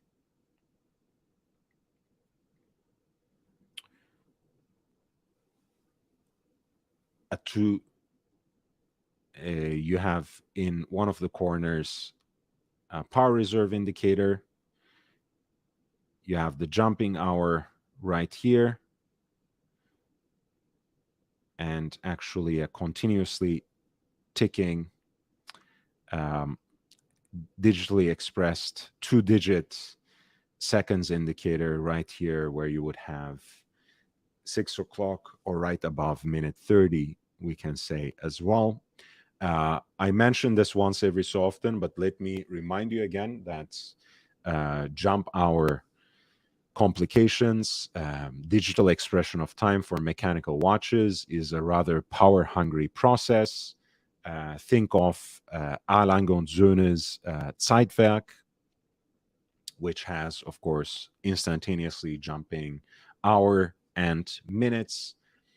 And up until the last generation, which was just introduced last year, whereas Erlang und Söhne's lineup almost universally had 72-hour power reserve for its first 12, 13 years of existence. Zeitwerk only had 36, which was just upgraded last year. to critical acclaim to 72 hours to 3 days. So that was quite fantastic and quite important.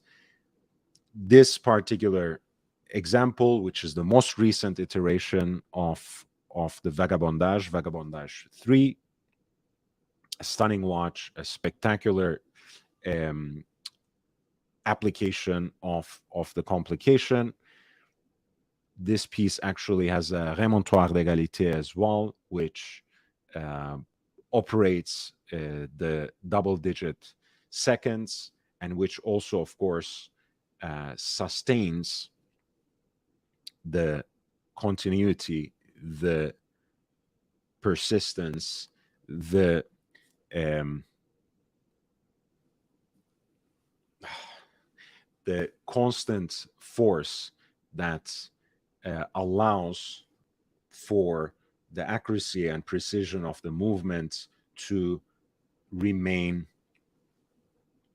reliable throughout the power reserve of the movement, because otherwise, of course, in the absence of a constant force mechanism, a watch always risks and usually does become less accurate as the power reserve is depleted. So this is Vagabondage 3.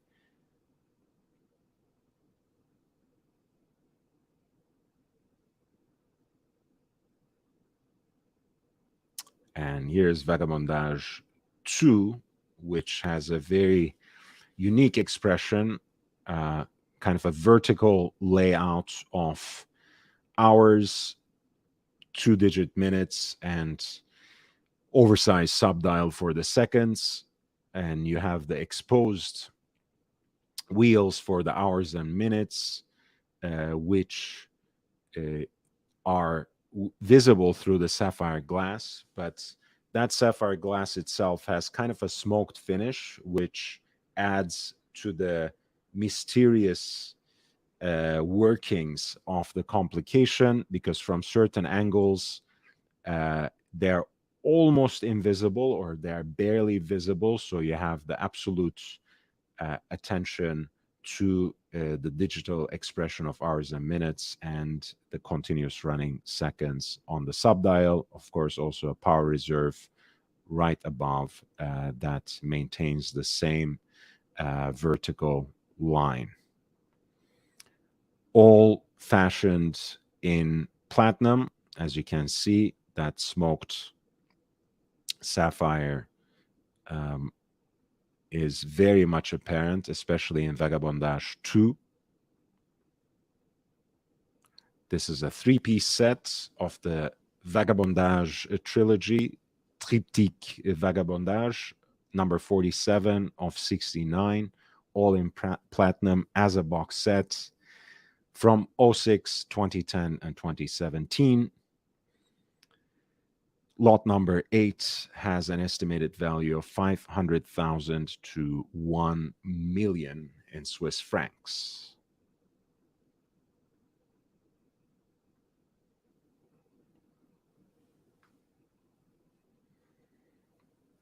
Lot number 7 is a black label version of the Octa Calendrier, the annual calendar with the retrograde date indicator.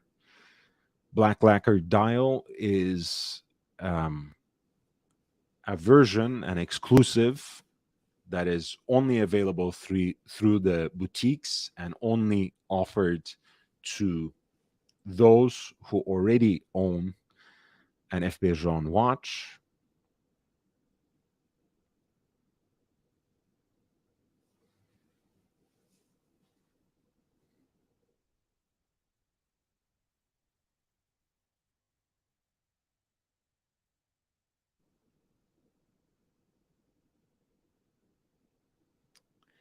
The timepieces were only available through FP Journe boutiques, and each boutique received only between 2 to 12 Black Label edition pieces each year, two per model per year.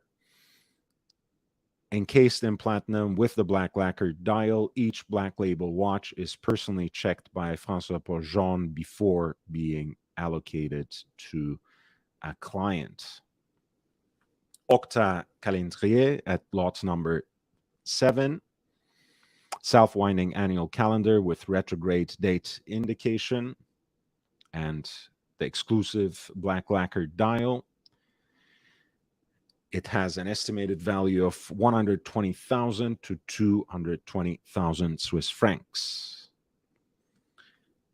We have now an example of the perpetual calendar with that 4-leaf clover-like center dial, which is finished in black lacquer as well.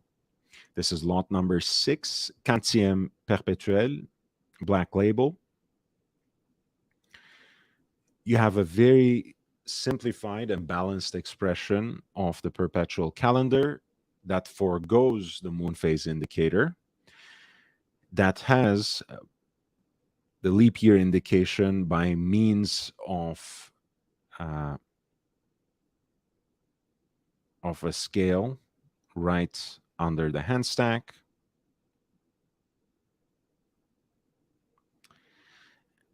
A power reserve at 9 o'clock.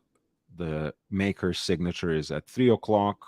You have a 2-digit date at 6 o'clock and the 2 aperture above the hand stack for the day of the week on the left and the month on the right.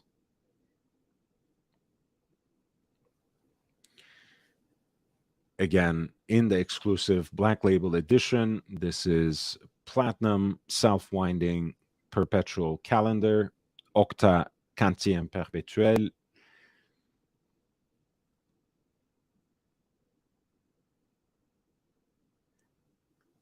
With an estimated value of 80 to 160,000 Swiss francs.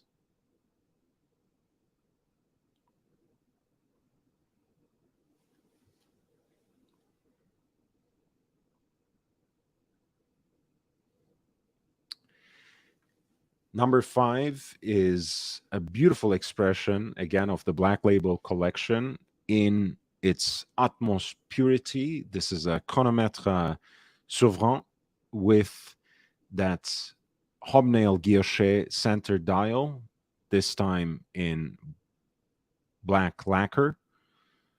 I think it's a beautiful finish. It's a striking and dynamic contrast between the white metal of the case, platinum, and the deep black of the dial, with the off-center seconds in a slightly recessed subdial at 7.5 o'clock, and the power reserve similarly subtly recessed at 3 o'clock.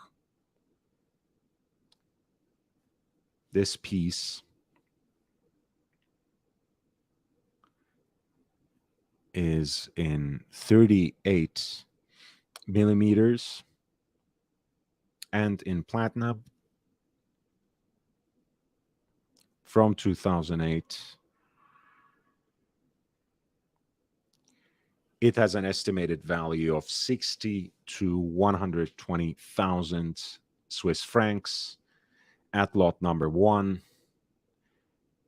a platinum chronomètre souverain black label, which means it has the guilloche dial that is finished with black lacquer. Lot number 4 is a rare limited edition Octa Sport in titanium on a matching integrated titanium bracelet and a self-winding movement fashioned out of aluminum. I think the watch is altogether 72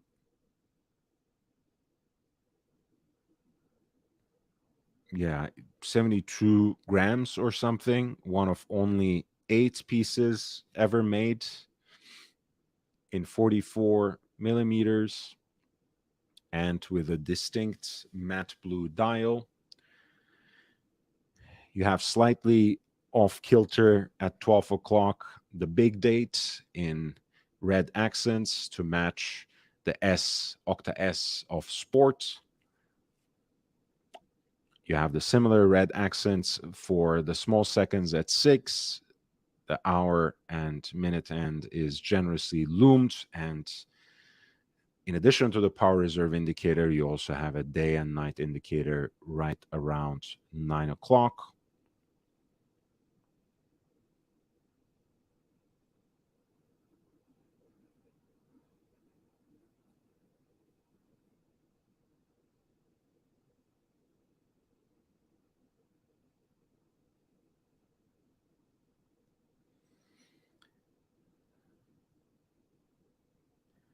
This is lot number 4. A titanium Octa Sport with a blue dial in limited edition and an aluminum movement and an estimated value of 60,000 to 120,000 Swiss francs.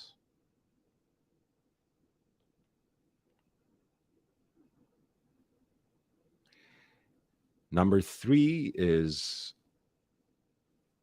a version of the Centigraph in the sports model,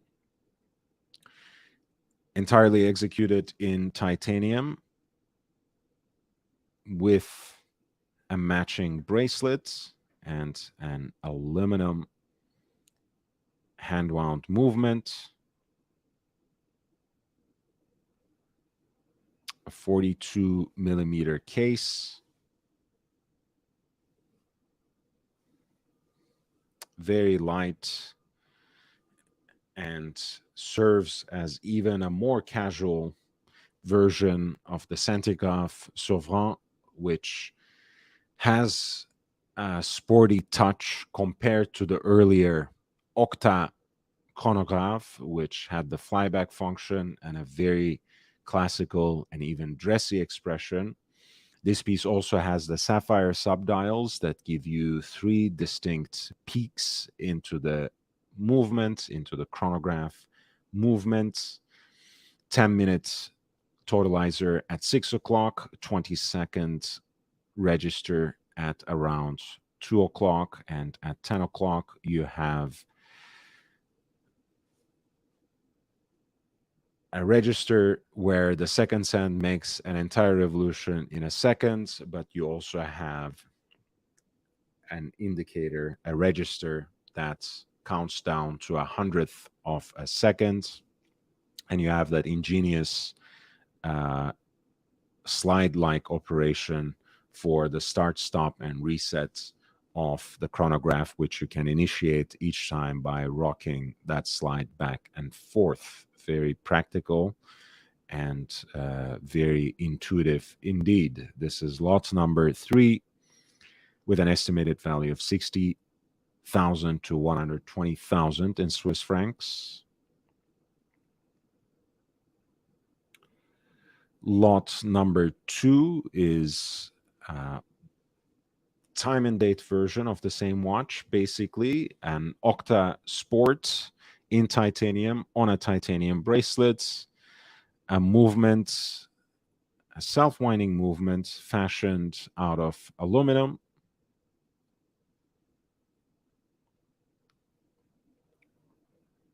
You have the small seconds on the subdial at 6. You have the oversized date right under the inscription of the model line.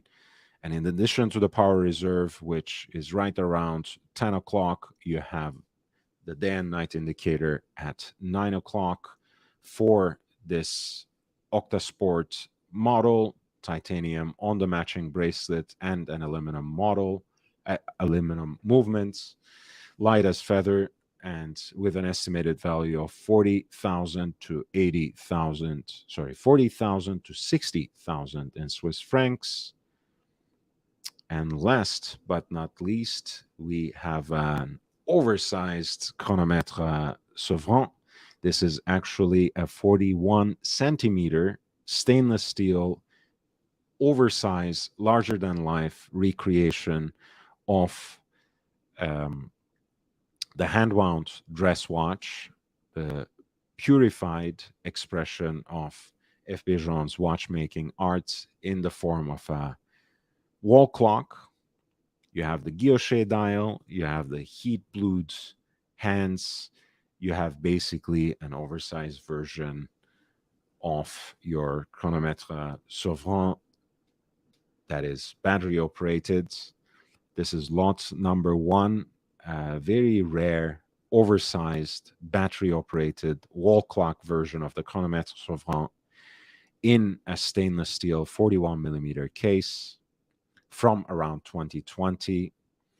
This piece is expected to realize an estimated value of 15 to 25,000 Swiss francs. Thank you, JB. 1999. I just finished the Art of Journe auction from end to beginning. If you want me to return to any of the lots, feel free. Thank you for 1999, JB. I appreciate you so much. I can do that. On the second half of the show, we have already gone past 2, so please hit the like button. That helps a great deal. I'm gonna be attending to another Christie's auction. The bidding has not opened, but this is an online exclusive based out of Dubai by Christie's. Altogether, I think we have about 60 lots, I think. No, more. Oh, that's just great. We have a lot of material here. 136 lots. So let's dive right in right after I get a drink. Once again, JB, thank you for the super chat. You can direct my attention to any one of these items, either from the Art of Journe auction or this Dubai-based online exclusive. And that goes for everyone else who wishes to send in a super chat. I think I will start with this very special version of the reduced size Audemars Piguet Royal Oak with the champagne dial once I come back with some water in hand.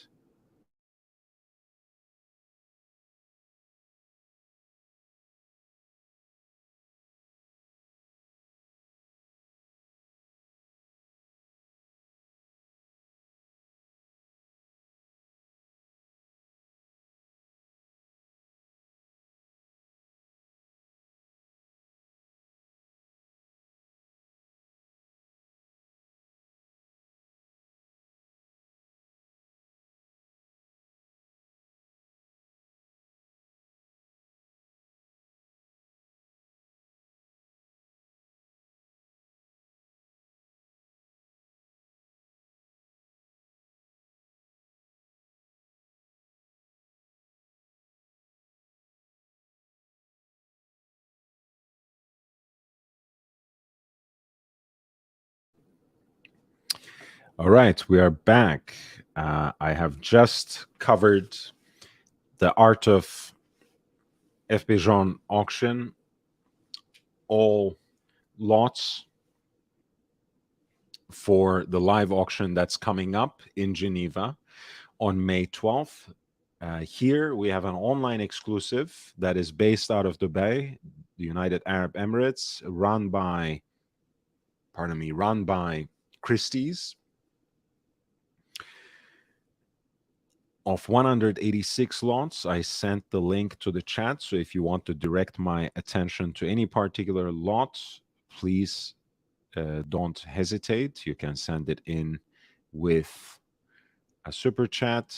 You have here 4100 BA, a 35 millimeter reduced size royal oak in 18 carats yellow gold with a champagne tinged Petite Tapisserie dial.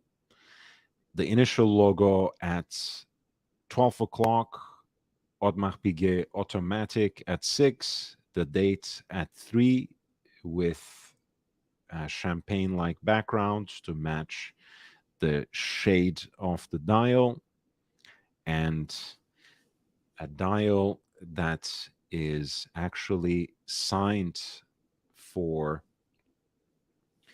Sheikh El Toum, who was at the time the defense minister of the United Arab Emirates, and who is currently the ruler of Dubai, as well as the vice president and prime minister of the United Arab Emirates.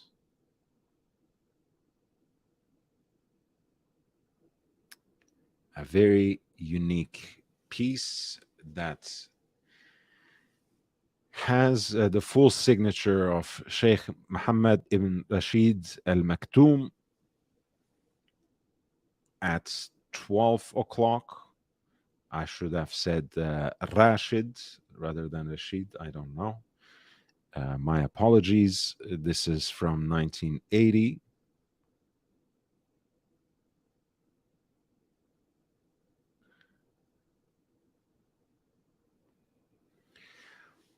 Already only 2,130 pieces made of the 4100 in yellow gold. I'm sure there were a few of these with El Maktoum's signature, but this is the first time I see one. Seeing these sorts of double branded, double signed Audemars Piguet watches is, in an important sense, even more rare than Patek or Rolex. So I think this is a very nice and unique watch. I have seen a couple of pieces like that had different sorts of signatures, but this is the first time I see with this sort of Arabic calligraphy for sure. These watches were given as state gifts. The lot SA shares. According to the Heritage Department at Audemars Piguet, the present timepiece was sold in 1980 to Dubai-based retailer Ahmed Siddiqui and Sons. So very unique and testifies to this particular provenance.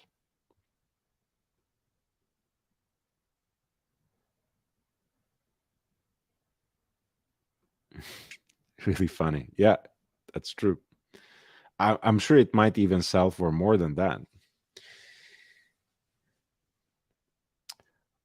Lot number 3 is a very unique example of a square cased Audemars Piguet perpetual calendar, talon-like lugs that splay out and give the case a very distinctive shape. This would be already a very interesting watch and a very worthy horological grail. Inscribed number 1, of course, for its unique gem setting, which takes things to another level, with a diamond pavé dial, Breguet numerals that match the yellow gold case. The crown is set by a sapphire cabochon, but so is the bezel, which has 60 baguette cut sapphires that add up to about 6.4 carats. The piece is matched with an 18 carat AP pin buckle, and lot number 3 has an estimate of 100,000 to 200,000 US dollars. By the way, I don't think I've read the estimate for number 1. All right, let's do that. Number 1, which was the unique example of the 41,000 BA, the mid-sized royal oak in 18 karat yellow gold with Sheikh El Maktoum's signature. The estimated value is 30 to 50,000. Lot number 3 was this distinctly sapphire set, square cased Audemars Piguet perpetual calendar with a diamond encrusted dial and an estimated value of 100,000 to 200,000. The same reference number.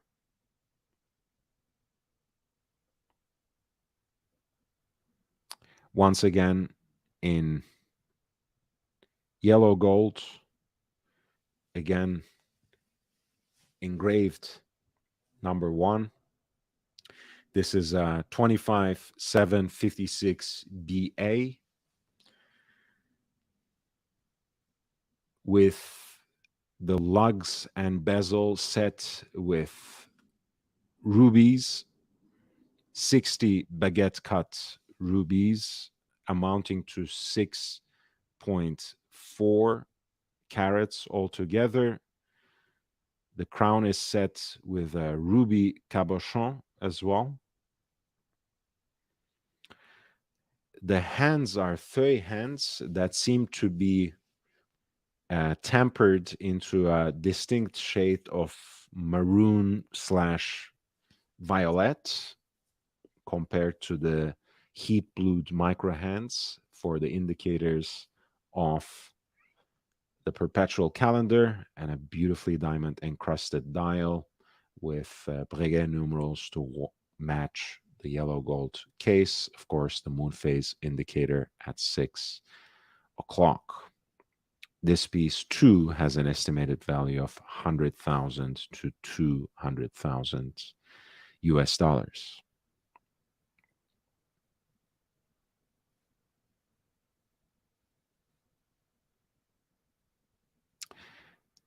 Speaking of overpriced and interesting F.B. Journe models, this is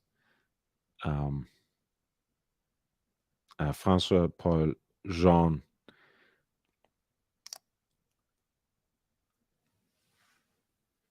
model. The present lot is accompanied by 7 small replicas, including Francis Ford Coppola, François Paul Journe Only Watch, FFC Blue Prototype, Chronomètre Bleu, and a complete set of 5 F.B. Journe subscription watches. All these can be worn by the figurines interchangeably. Like new overall condition, there's a young François Paul Journe vinyl model as he embarks in building his brand 20 years ago, and another that is meant to depict François Paul Journe today.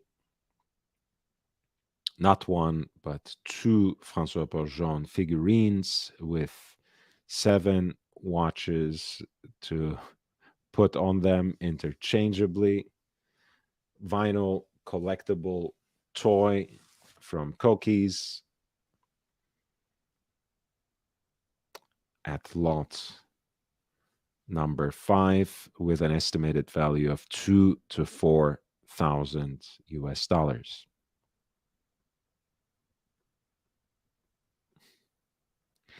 I think between that wall clock and the figurines, one can probably spend more than I ever spent on a single watch easily. Lot number 6, we have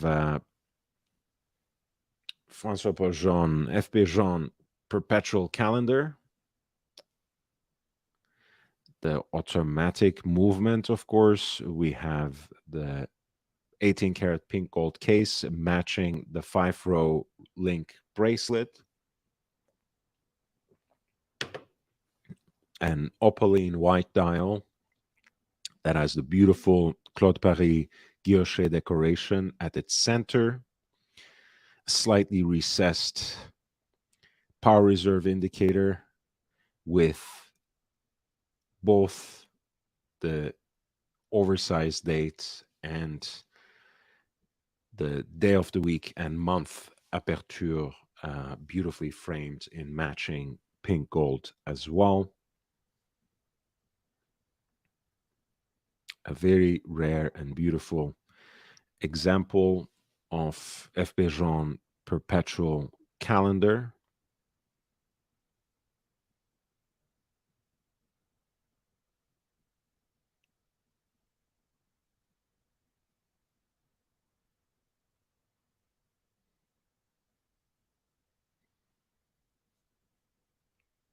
Apparently, this opaline dial is actually fashioned out of solid silver.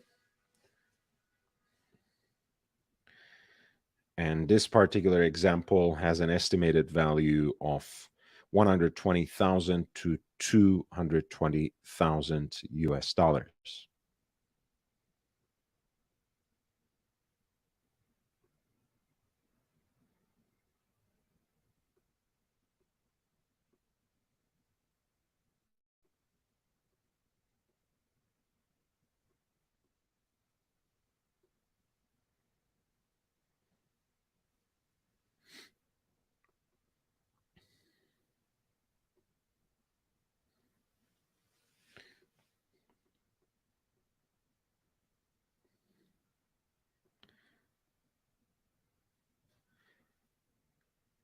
We have the chronomètre Sovran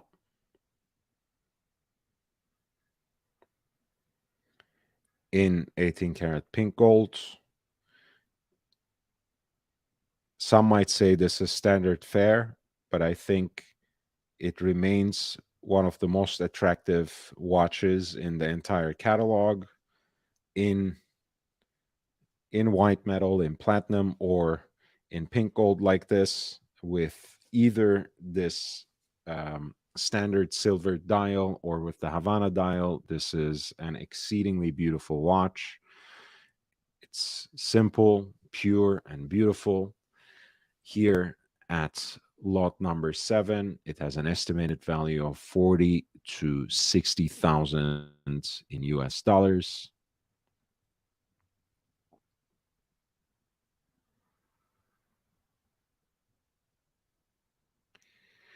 Lot number 8 is a very special version of the chronomètre Sovran in pink gold.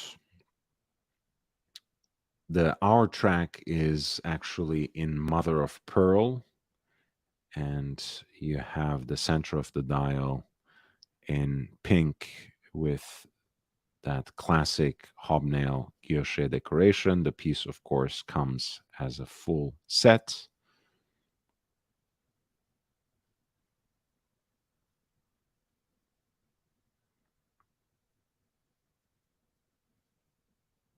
Very beautiful piece.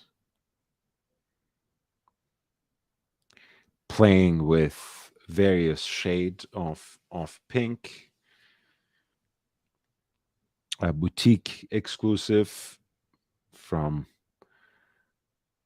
about a decade ago. Lot number 8 is expected to realize a final hammer price somewhere between 60,000 to 100,000 US dollars.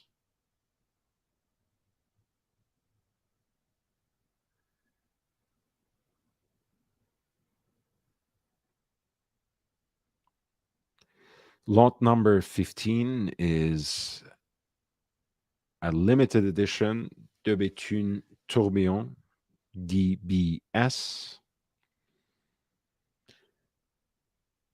a hand-wound, high-beat, white gold watch, a tourbillon with a semi-skeletonized dial, ruthenium-coated bridges, and those distinct heat-blued titanium details on the case as well. The piece has perhaps an appearance that we don't immediately associate with De Béthune, but this, I think, is also a striking piece with the power reserve on the back through a fan-like or portal opening for the 10th anniversary.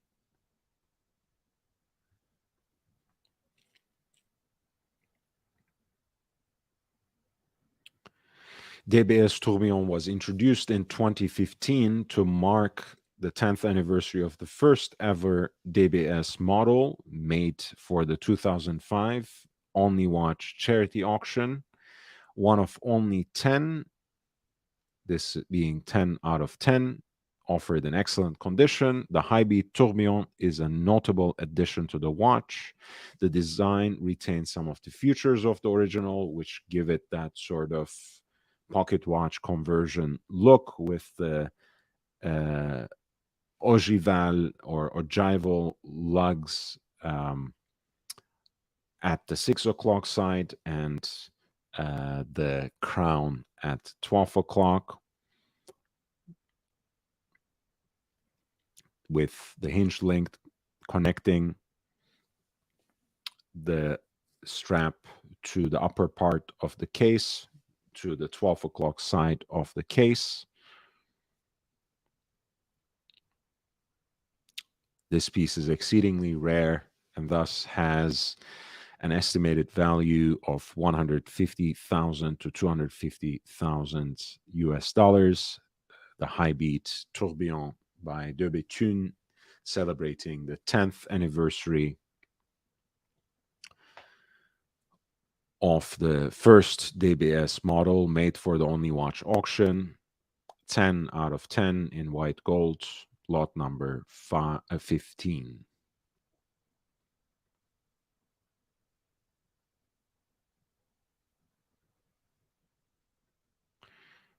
Thank you, man.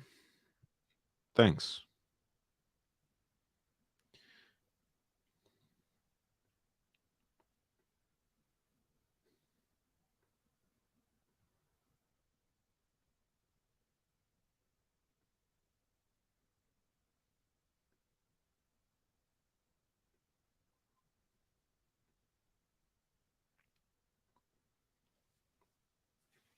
Another limited edition we find at 16, lot number 16. This time we see a De Béthune watch that, thanks to the pierced floating lugs, gives us a familiar appearance. This is the DB28 limited edition in titanium. The floating lugs are pivoting around 9 o'clock and 3 o'clock and have this ability to really set the case as close and as well as ergonomically as possible to your wrist. So it makes the piece wear much smaller and much nicer than what you might expect, especially if you have a small wrist like mine. This particular example is a one of only 50, numbered 42 in this case, with the power reserve indicator on the back.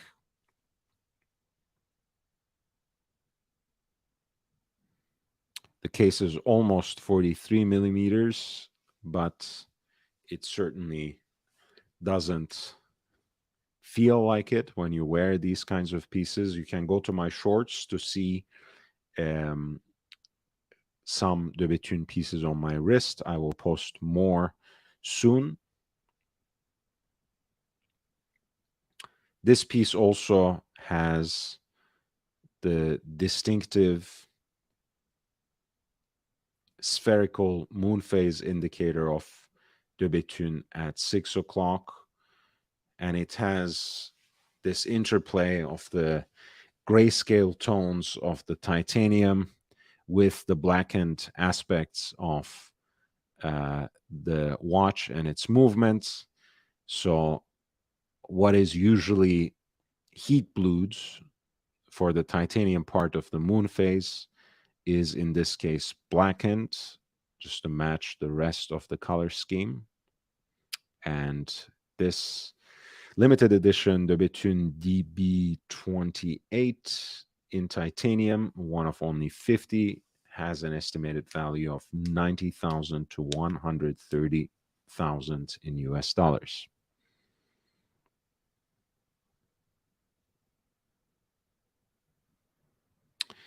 We have a lot of interesting gem sets.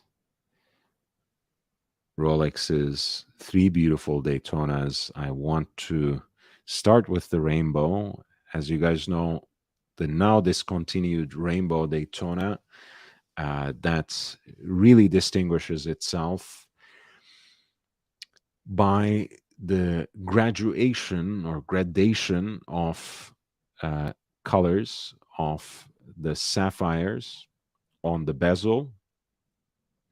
But that's not the only aspect of its gem setting. Here we have 116598 R bow, which is actually white gold on a matching bracelet. The lugs, as well as the crown guards, are actually set with diamonds. This particular example also has a dial set with brilliant cut diamonds as well, Arabic numerals at the quarters and the coronet at 12 o'clock.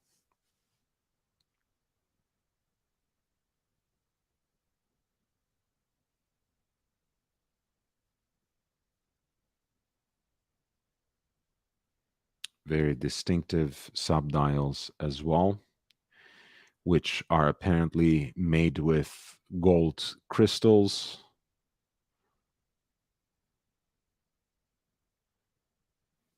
This particular piece comes with its presentation box and a recent Rolex service as well from 2022.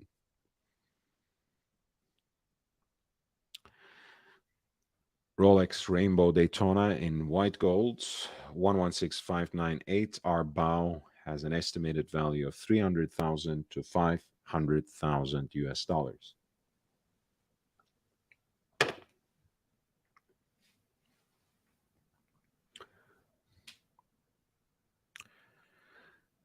Lot number 18 is 116578 Saru, sapphire and rubies. Since what is now executed in ceramic for the Pepsi bezel is here rendered with sapphires and rubies. At diamond pavé dial, once again, you have the lugs and crown guards also set with diamonds, but it doesn't end here because you also have the center links as well as the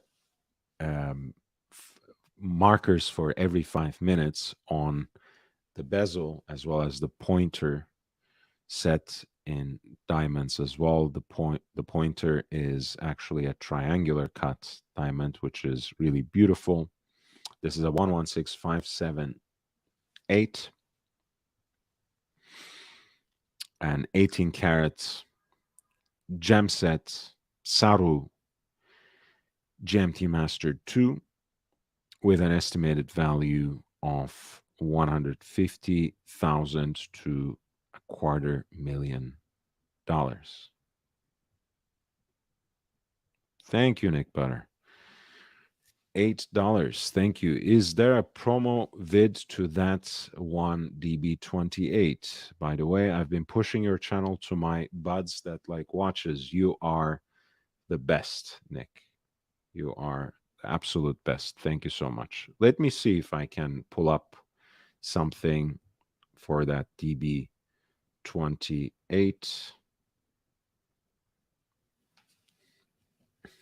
Let me look up the exact reference and maybe we can find something that we can actually take a look at.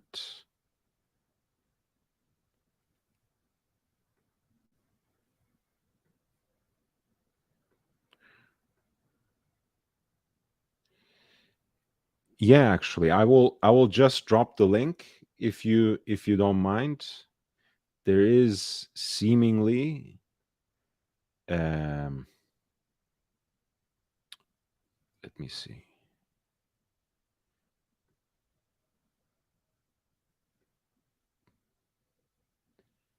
It's not the exact watch, but a very similar example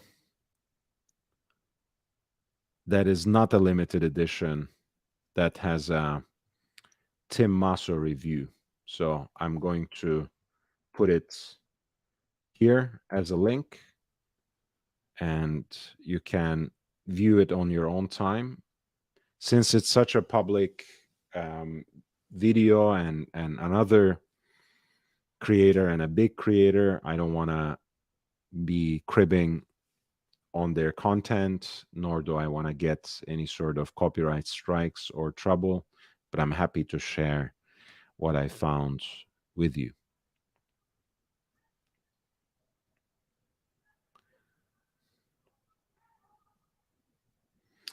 At lot 19, we have a simpler, more toned down version of the Saru. As you can see here, you have the 18 karat yellow gold GMT Master 2 with the case and the matching oyster bracelet left undisturbed. The dial is a simple black dial with GMT Master 2 writing in green. You only have that custom gem set bezel that has sapphire for the usual blue part and rubies for the red part of the so-called Pepsi bezel. And finally, you have the graduation achieved with the setting of the diamonds. You're always welcome, man. This is the 116748 Saru, the GMT Master 2 with a gem set bezel between sapphire, rubies, and diamonds. This piece has an estimated value of 100,000 to 150,000 US dollars. We have for lot 20 a gem set Daytona with the racing dial, oversized Arabic numerals radially placed as the indices, and with a blue tinge to them that sets them off beautifully from this diamond pavé dial. The bezel itself is richly set with diamonds, and so is the solid end link. A 36 diamonds on the bezel, 48 diamonds on the end links for this rare white gold Daytona 116599 RBR. This piece is expected to fetch an amount somewhere between 60 to 90,000 US dollars.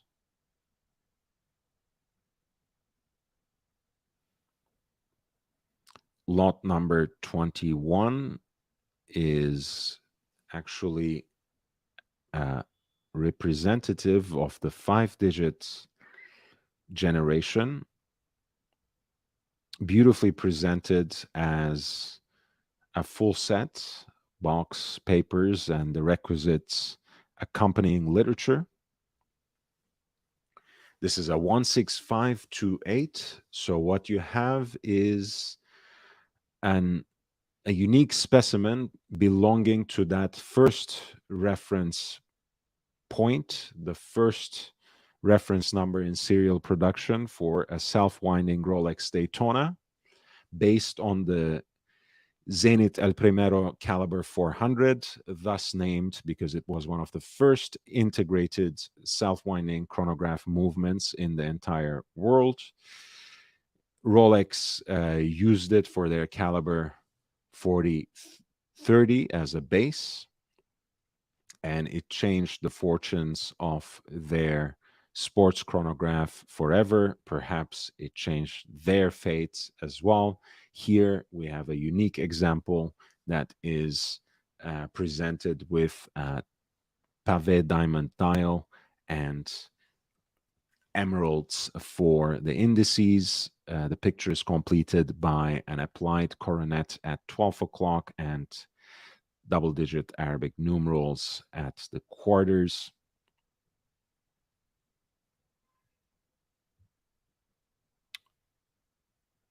This is lot number 21, a gem set example of the 16528, the Rolex Zenith Daytona, with an estimated value of 100,000 to 200,000 US dollars.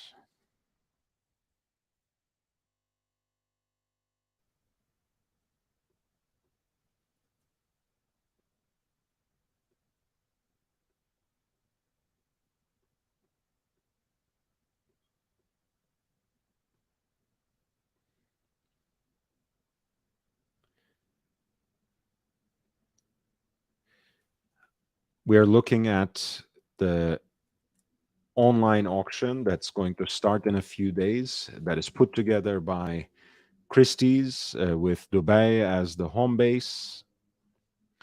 I sent the link again. We have gone through an interesting set of gem sets, Rolex sports watches, a few FP Journe pieces, a couple of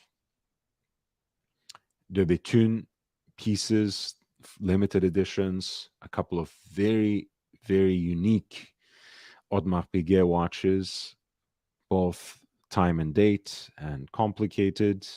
We're marching on now with an incredible series of hand-wound Rolex Daytonas, 4-digit pieces,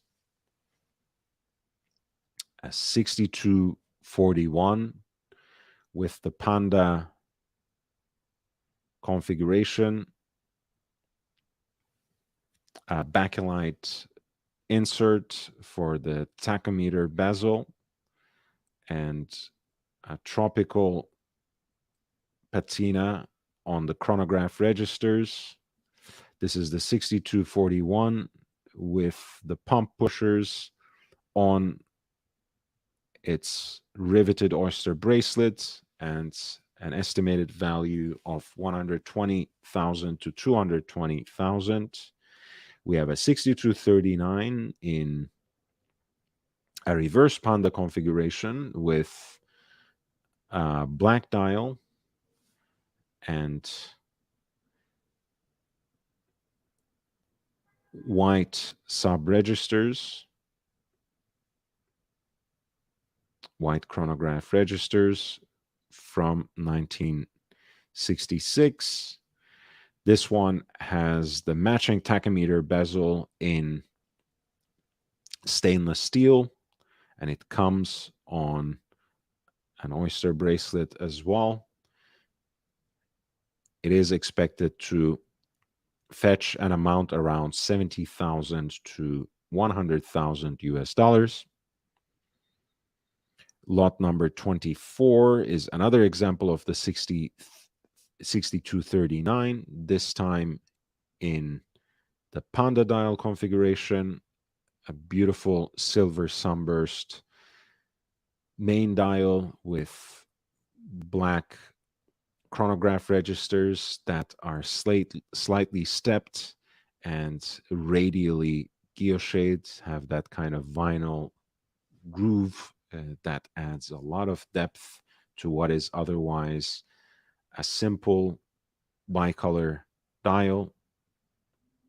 This piece also has pump pushers and a matching bezel in stainless steel, and it comes on its riveted oyster bracelets.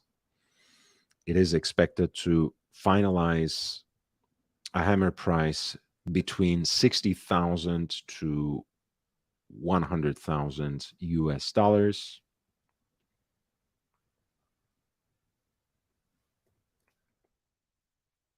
Another example of the 6239 presented on a simple suede strap, Panda dial, again, silver sunburst background with tropical chronograph registers, matching stainless steel bezel and pump pushers for this hand-wound Rolex Daytona with an estimated value of 60,000 to 100,000 US dollars.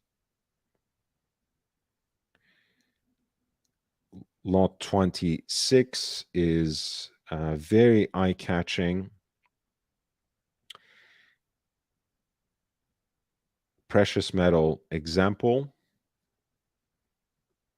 This is a 6265 in a beautiful rendition of black and gold, 18 karat yellow gold case with a stunning black lacquered dial and champagne registers for the chronograph. Again, there is that subtle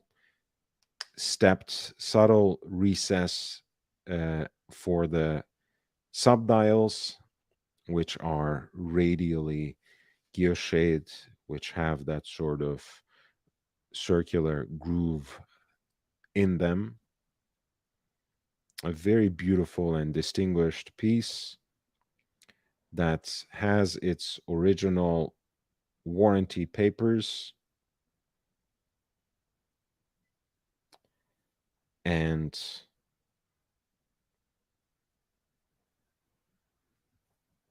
it also comes with a letter that certifies that this watch was indeed bought from an Italian retailer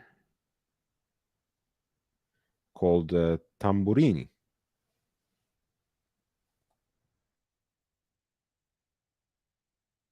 which is in Rimini, I want to say. Yeah. All right. Cool. This is once again a black and gold Daytona presented on a leather strap and its original warranty papers, as well as a letter by the authorized dealer that certifies its original purchase in the 80s, a reference 6265 with an estimated value of 160,000 to 240,000 in US dollars.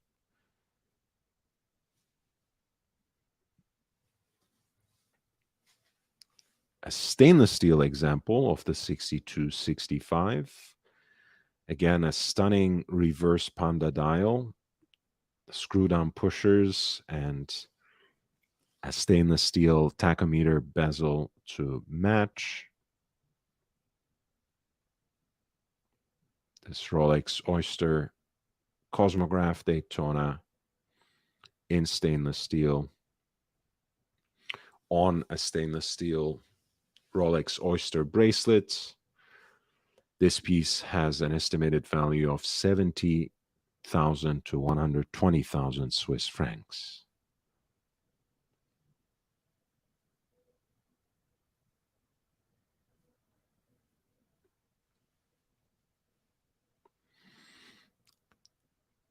A 6241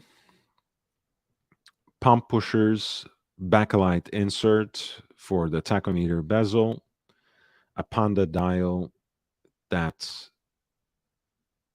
wonderfully echoes in its chronograph registers with that bakelite insert. The watch is presented on a Rolex Oyster bracelet in stainless steel as well. This is a Rolex Cosmograph Daytona 6241. It is expected to fetch an amount somewhere around 60,000 to 120,000 US dollars.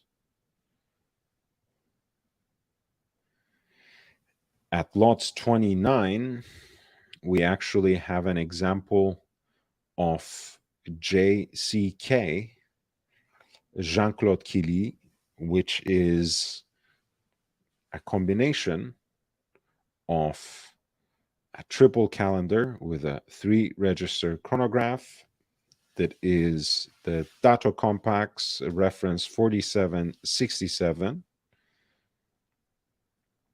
matched with an Oyster bracelet with straight end links, 12-hour counter at 6 o'clock, 30-minute totalizer at 3 o'clock. At 9 o'clock, you have the continuous running seconds. Roman numerals alternate with recessed beads for the indices, and you have the two apertures flanking the Rolex coronet for day of the week and month, and the anti-magnetic inscription right above the hour counter, the heat blued hands for hours and minutes, as well as the centrally deployed chronograph seconds. A gold hand indicates the date on the periphery of the dial, which is inscribed in blue.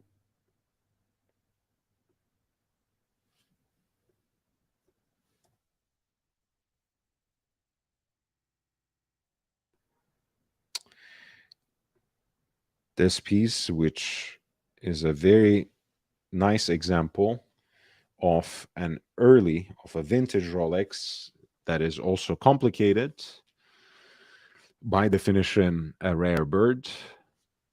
The piece has an estimated value of 120,000 to 180,000 US dollars. We are entering the last hour of the broadcast, so if you have any watch-related questions, if you want to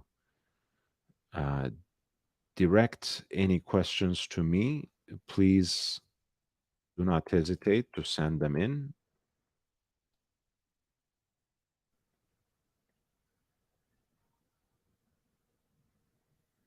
At lot number 31, we have a Longines chronograph in a jumbo case, 37.5 millimeter, in stainless steel. A very lovely stepped, smooth domed bezel structure, teeny tiny chronograph registers at 3 and 9 o'clock, Arabic numerals on a dial that is a pulsometer scale graduated for 30 pulses.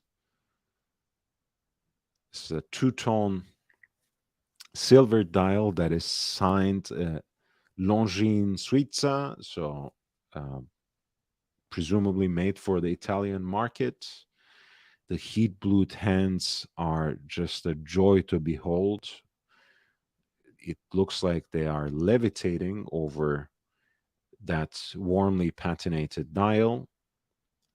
You can see the slight blue tints of the pulsometer scale as well, which adds to the depth, the dimensionality of that dial. This is a flyback chronograph at that, reference 5415, running on a 13ZN caliber.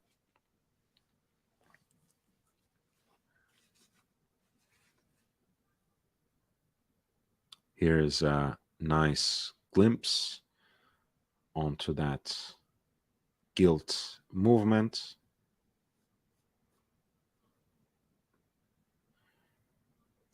A very, very beautiful piece from the immediate post-war era, from Longines, reference 5415, a flyback chronograph in a jumbo stainless steel case, at 37.5 in diameter, with a pulsometer scale on the dial, and an estimated value of 15 to 25,000 US dollars.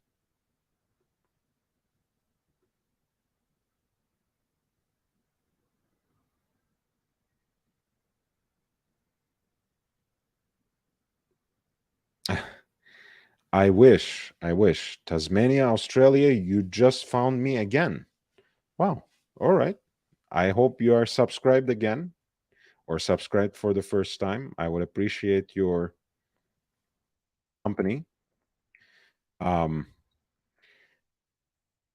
I actually, I am weakening, but not for another 4-digit Rolex.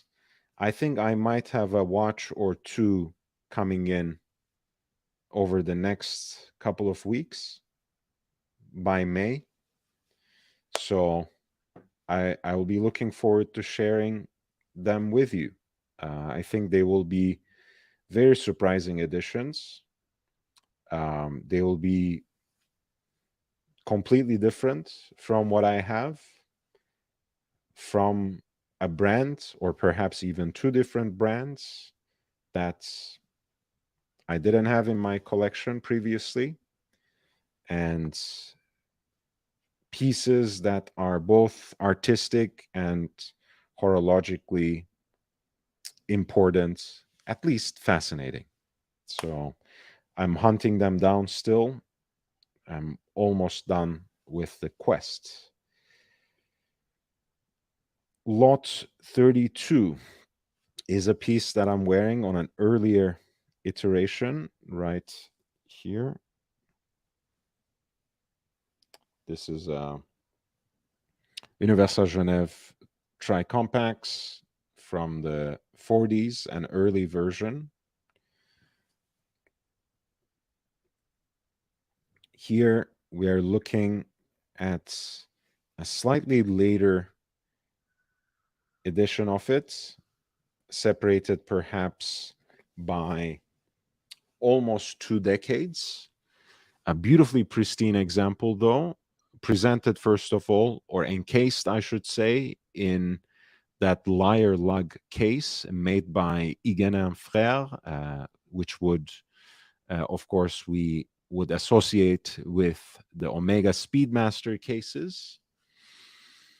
I love the stainless steel case on this one, even though it is smaller than my piece at 35 millimeters. I think it's still very elegant, yet sufficiently sporty.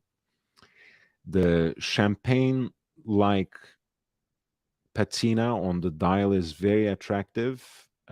It's one of the most balanced and aesthetically pleasing dial layouts of all time. I'm not only saying it because I love it, but I always have a kind of romantic preference to the moon phase placed at 12 o'clock, which really gives the center stage to that absolutely useless but profoundly beautiful complication.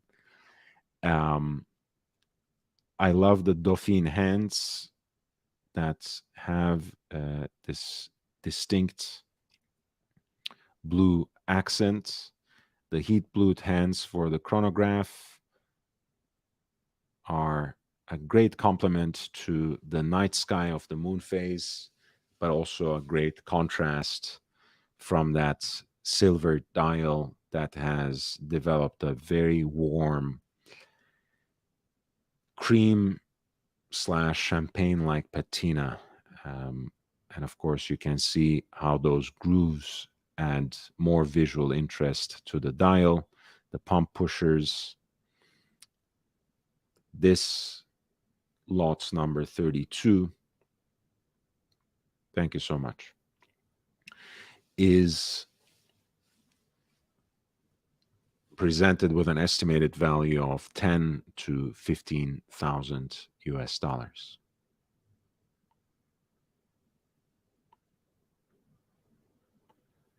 Lot 33 is a very exclusive version of the Patek Philippe Nautilus. It comes as a full set box and papers, I should say. This is a 5711 in platinum case on the platinum integrated bracelet, but it has a uniquely black gradient dial, which is factory set with baguette cut sapphires and what I think is a heat blued, no, probably blue lacquered centrally deployed second sand and baguette cut sapphires on that porthole bezel.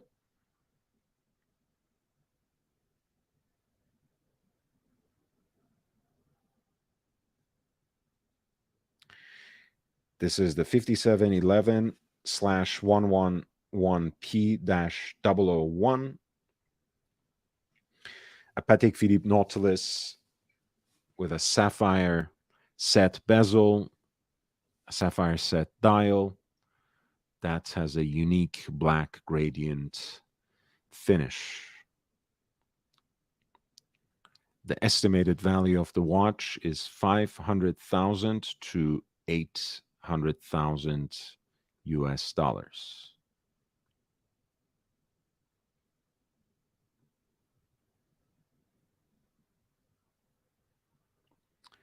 Lot number 34 is a 5990/1R-001. The combination of the flyback chronograph and the travel time functionality has been an extremely popular one. They are also separately quite popular in Patek's sports models. Especially the 5990 has been an immense success for the brand. This has a very nice deep blue dial, pink gold case on an integrated pink gold bracelet. You have that single register for the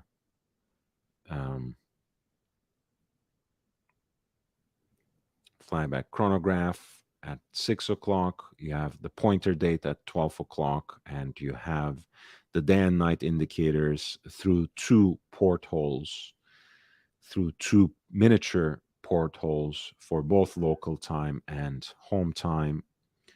This is the 5990 in pink gold with its box and papers, and an estimated value of $170,000 to $270,000.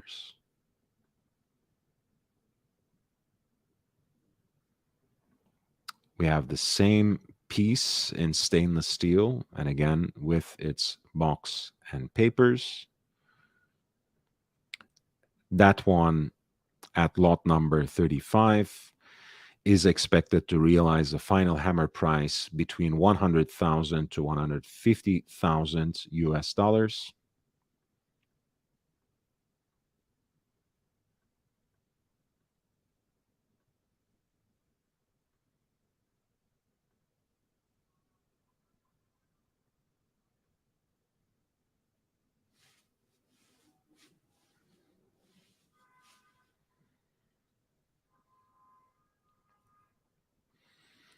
Lot number 36 is a 5980R, which is the pink gold Nautilus on its integrated bracelet in the flyback chronograph execution, a black gradient dial with the date through opening at 3 o'clock. This is the Patek Philippe Nautilus 5980/1R-001, the Nautilus flyback chronograph in pink gold with an estimated value of 120,000 to 220,000 US dollars.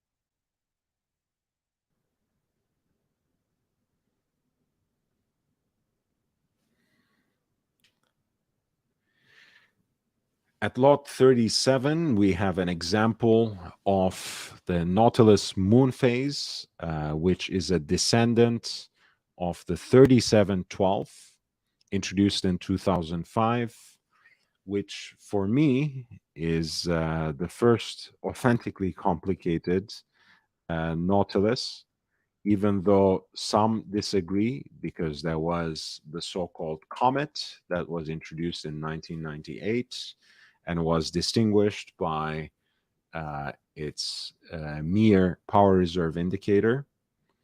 I beg to differ, but who cares? It's just my personal opinion. I really think the Nautilus moon phase is a much more interesting, much more unique watch. 3712, of course, because of its rarity due to a limited production which barely lasted a year, is immensely collectible.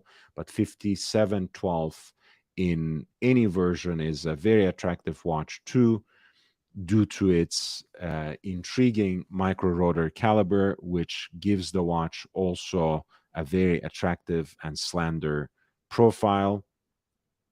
Perhaps that is even more appropriate for this pink gold version that is presented on a leather strap, a very attractive, slightly dressier and elegant iteration of the Nautilus. This is the 5712R-001, the Nautilus moon phase in pink gold on the leather strap,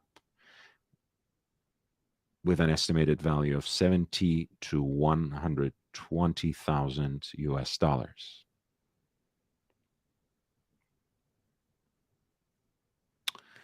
Speaking of complications that are extremely popular, here is the 5968G. Of course, the 5167 already became a popular watch in its own regard, but uh, even the jumbo case apparently was not enough. So the 5168s, which were G in white gold in 42 millimeter plus cases, have taken the Aquanaut to a different level, usually presented with matching rubber bands as well. Here you have the flyback chronograph version, which is the 5968G. You have the khaki green dial with a khaki green rubber band to match. Box and papers, including a travel case. This is the Patek Philippe Aquanaut flyback chronograph in white gold at lot number 38 with an estimated value of 100,000 to 150,000 US dollars.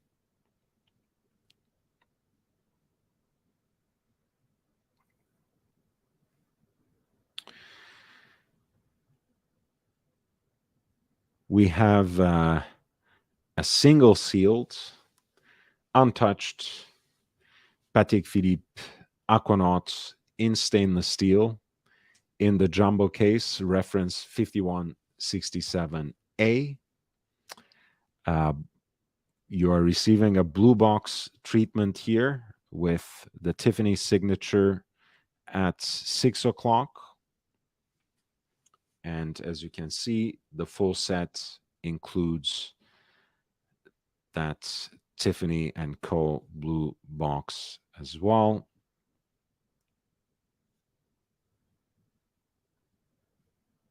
This is lot 39, a 5167 with an estimated value of 50 to 80,000 US dollars.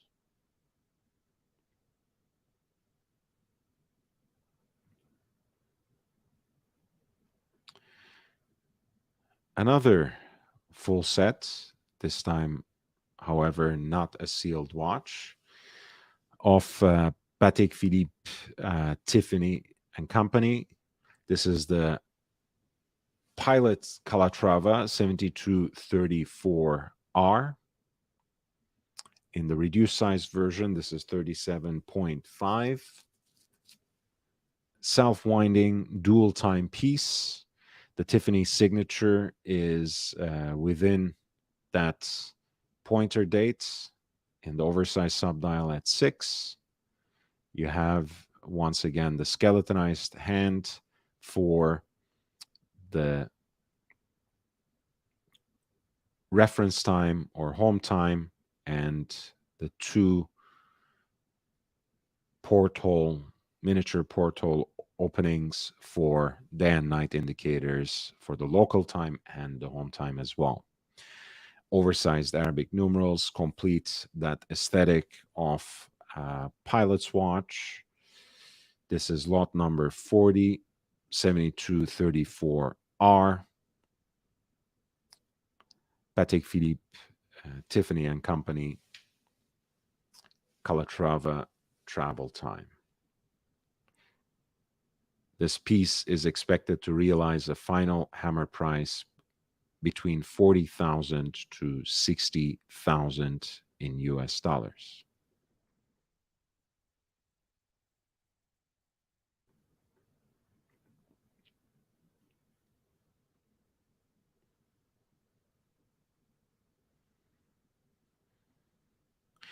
We're reaching the last half hour of the broadcast. So if you have enjoyed the show, if you have learned something from it, please hit the like button. It really helps and it doesn't cost you anything.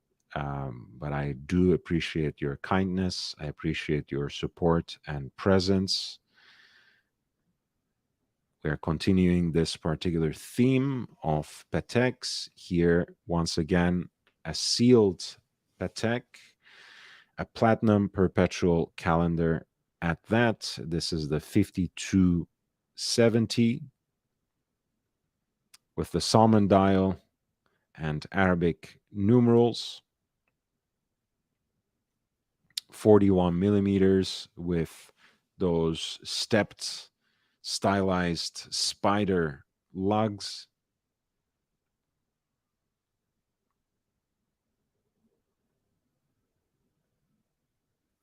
You get that extra platinum case back, solid case back. The standard is the sapphire crystal that gives you an exhibition of the movements. Of course, you get the déployant buckle with the Calatrava cross in matching platinum as well. Get your X-Acto knives ready to take the piece out. This is lot 41, a sealed platinum perpetual calendar by Patek Philippe, reference 5270 with the Salmon dial and an estimated value of $250,000 to $350,000 in US dollars.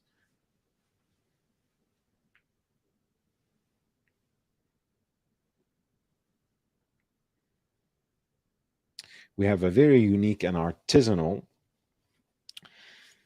version of Patek's perpetual calendar that has an engraved white gold case with officer style lugs. At 38 millimeters, I think this is also a very elegant piece.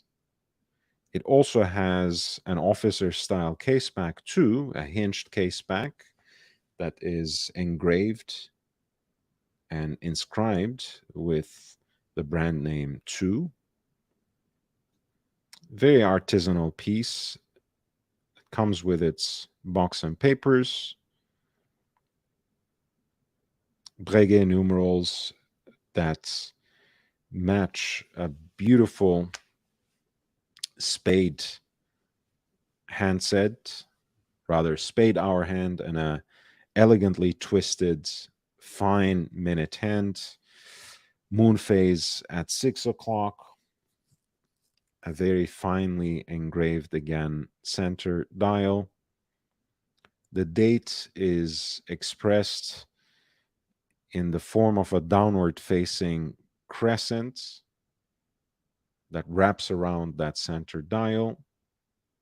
And it is a retrograde date. So at the beginning of the month, that red arrow actually snaps back to 1. You have the leap year indicator right under 12 o'clock. The aperture for the day of the week is at 9 o'clock, and for the month, it is at 3 o'clock. This is a lovely and unique Patek Philippe perpetual calendar with a retrograde date 5160/500G-001 in a 38 millimeter finely engraved artisanal white gold case and an estimated value of 120,000 to 180,000 US dollars.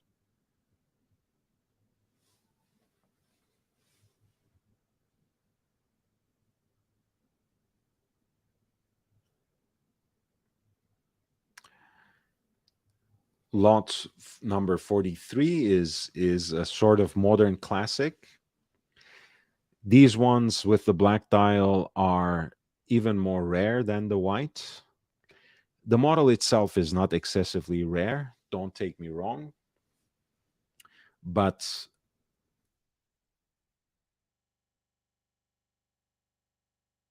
I really like the 5960, and let me tell you why. You know that, as with most watch nerds, I'm obsessed with Patek reference 1518, which was the first perpetual calendar chronograph to be produced serially. And until 1986, no one did that.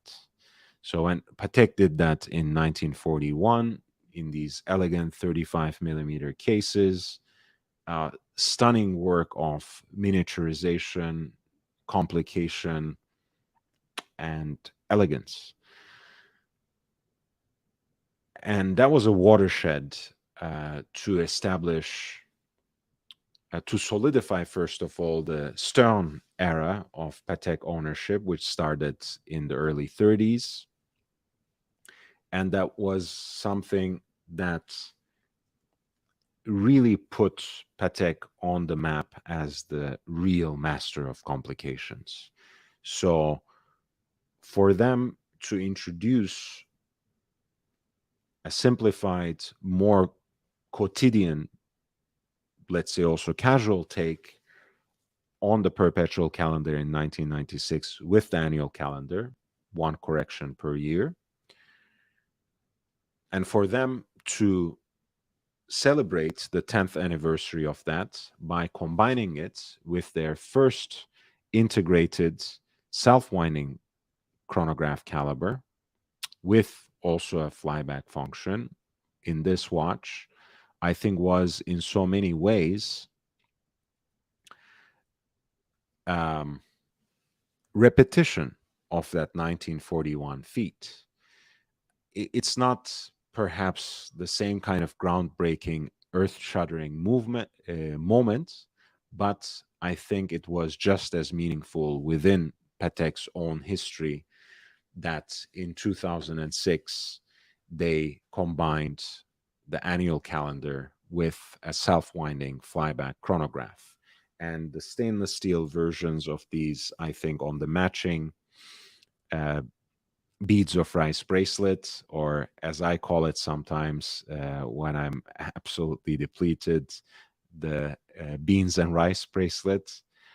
Um, it's an absolute stunner, great watch for everyday wear.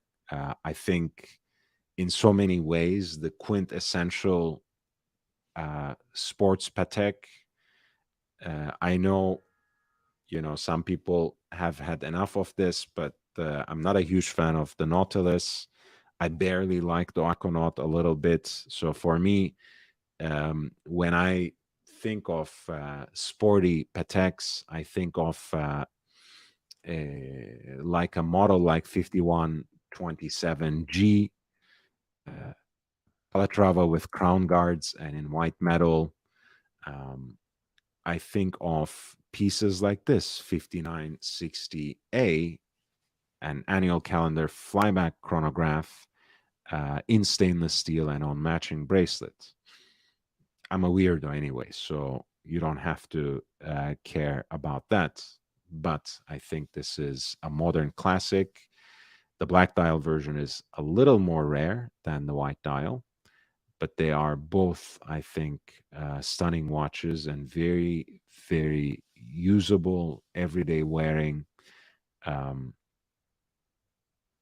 steel stunners, as Art used to say. So this is lot 43, a 5960/1A dash 010.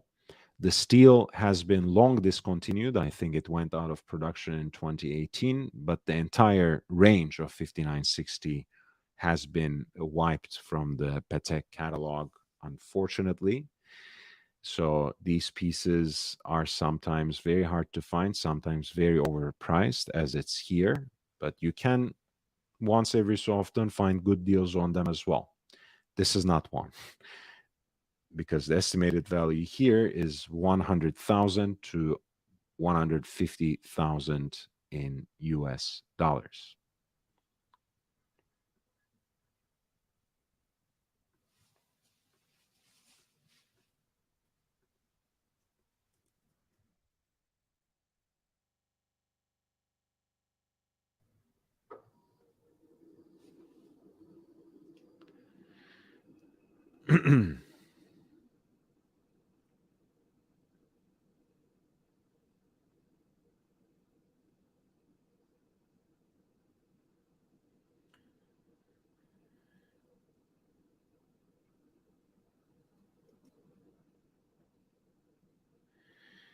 Okay, just give me 1 second. I think I do need to get some water and go through this final stretch.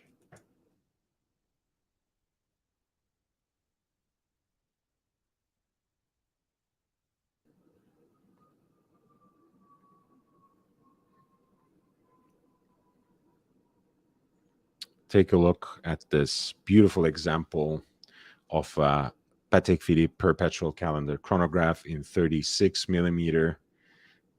This is, to me, the quintessential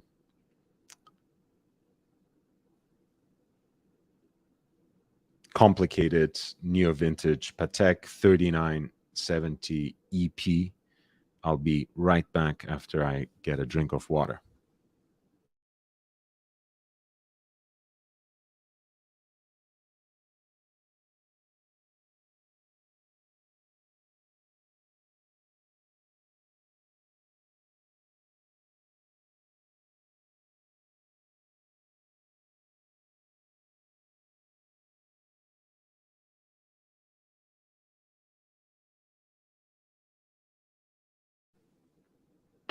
All right, we are back.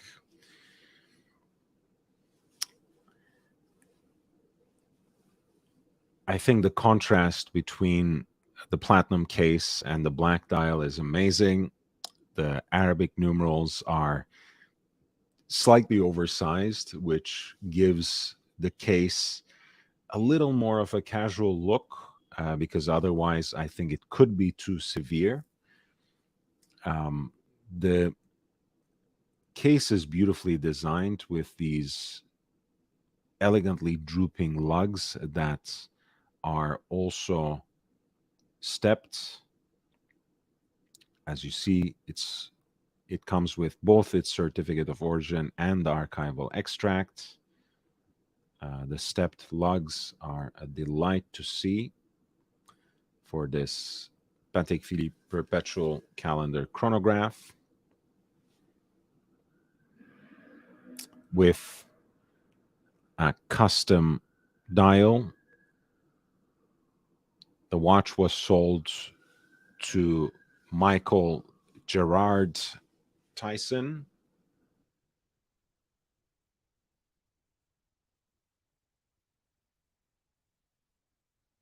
You guys know who that is? In 1997,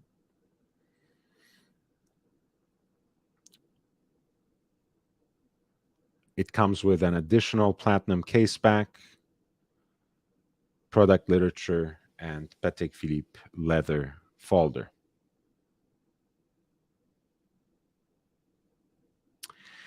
Patek Philippe reference 3970 was the successor to 2499, which in its turn arguably was the greatest perpetual calendar chronograph wristwatch produced by any company.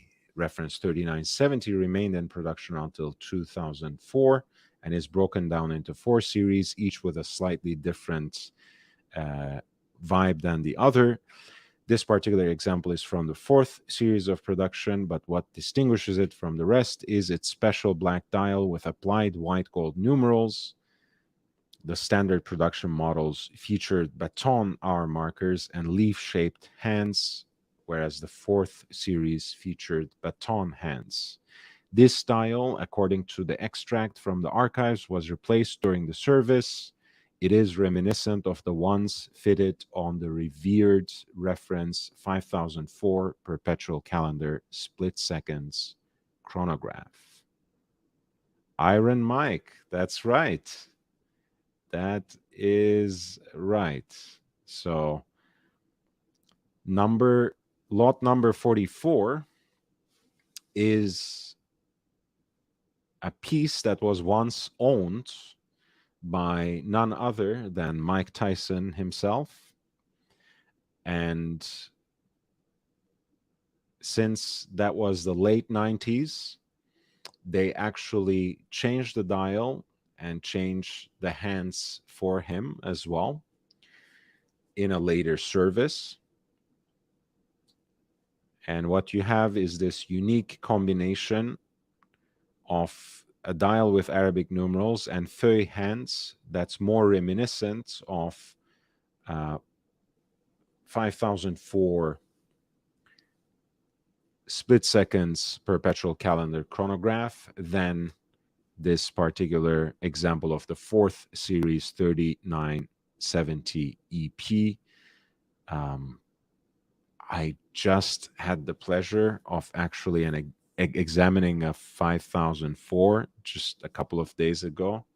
It was it's an incredible machine, but this would be fine as well.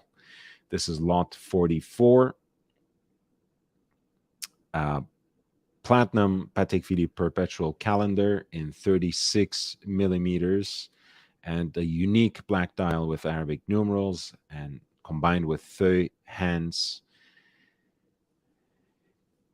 Belonged once to one Michael Gerard Tyson. This piece has an estimate of 240,000 to 440,000 US dollars. Matches the black. Not only black shorts, he also used to wear those old school black boxing boots, barefoot as well, no socks. That's a scary guy. That's a scary guy. Lot number 45. We have an example of the stainless steel Royal Oak Jumbo from the last generation.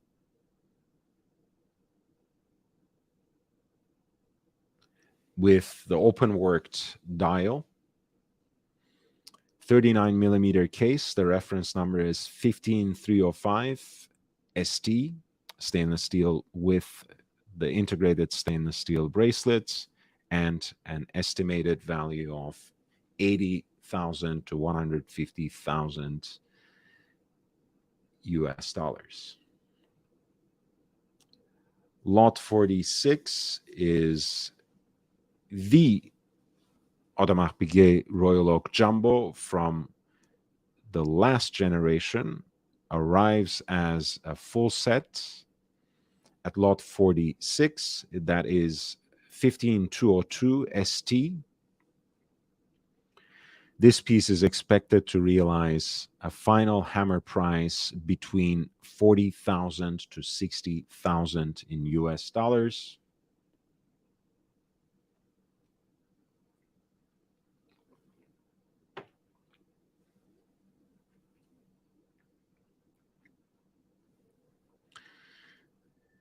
Continuing the theme, this is a 15500, once again presented at lot 47 as a full set. This is the 41 millimeter with a centrally deployed seconds hand and an estimated value of 40 to 60,000 US dollars.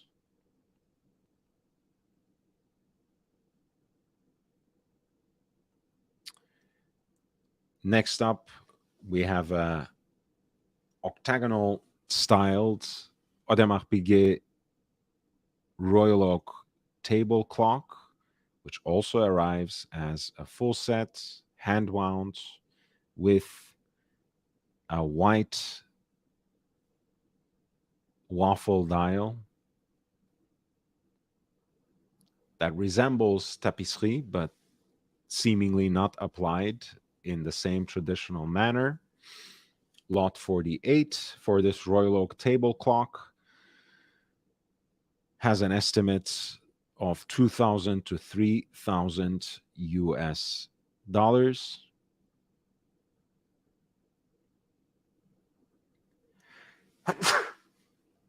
Pardon me, guys. At lot 49, we have a Royal Oak perpetual calendar in yellow gold. Quantien perpetuel automatique. It is reference 25654 BA yellow gold from around 1994 with a beautiful opaline white dial and Roman numerals, gold pencil hands for hours and minutes, heat blued micro hands for the date indicator, month indicator, and for the day of the week. And of course, the picture is completed with the moon phase at 6 o'clock.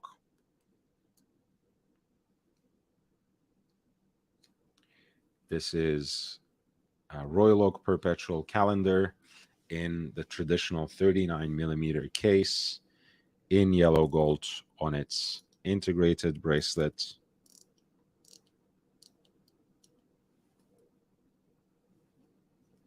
Reference 25654. This piece is expected to fetch an amount somewhere between 100,000 to 150,000 US dollars.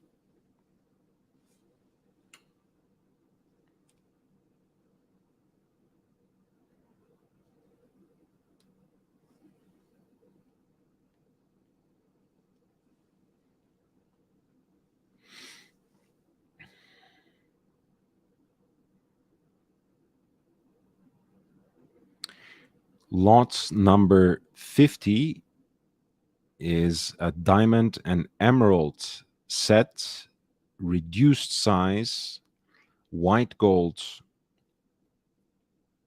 Audemars Piguet Royal Oak with a self-winding movement.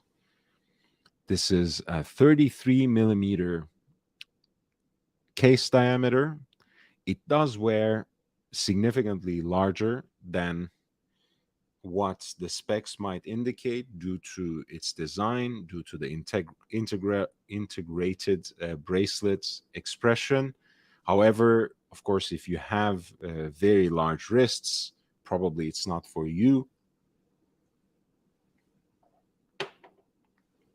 It has a diamond set bezel, diamond encrusted dial, and very fine emeralds for the hour indices, the initial logo at 12 o'clock, and a date window at 3 o'clock completes the picture.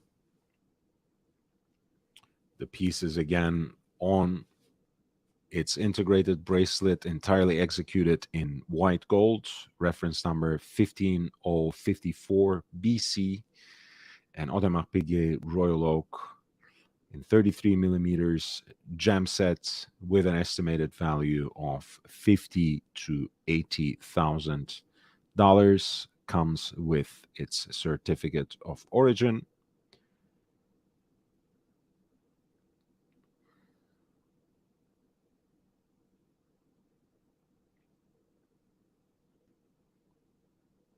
We have a quartz operated Audemars Piguet Royal Oak for the next one. Again, this is a reduced size 33 millimeter piece in white gold on its integrated bracelets with a mother of pearl dial that has a blue tint to it, a sapphire set bezel, baguette cut sapphires at the quarters, or rather 12, 9, and 6 o'clock, date window at 3, and diamonds for the rest of the indices. This piece has an estimated value of 50 to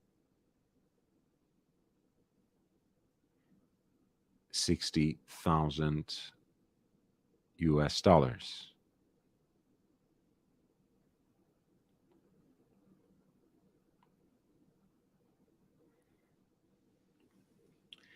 At lot 52, we have a very interesting pocket watch.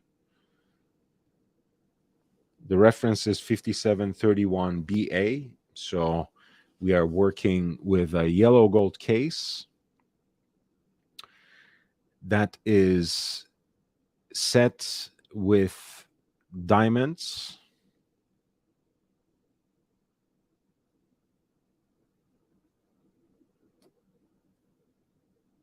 and sapphires on the bezel,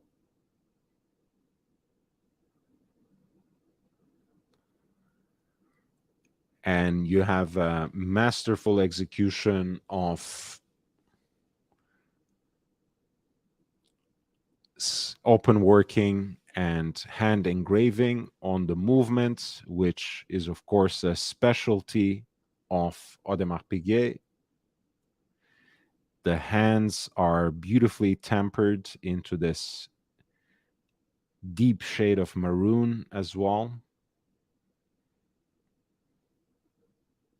A very, very stunning piece indeed that has a very high level of workmanship that shows you some of the best traditions of artisanal watchmaking from the Vallée du Joux. And that's what I would like to remember AP by more than anything. A very elegant piece. I love the tassel as well. It's a fantastic, fantastic thing.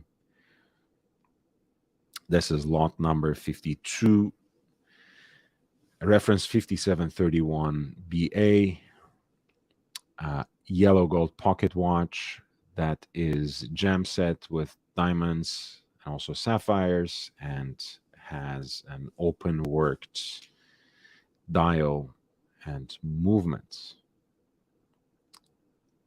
The estimated value is $10,000 to $15,000.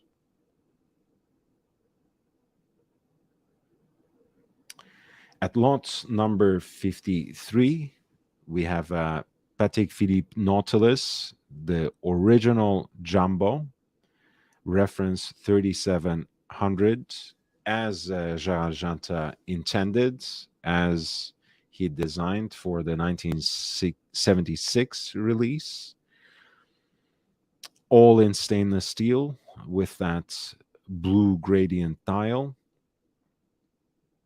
And the date, it's a time and date watch, two-hander for hours and minutes, and the date window at 3 o'clock.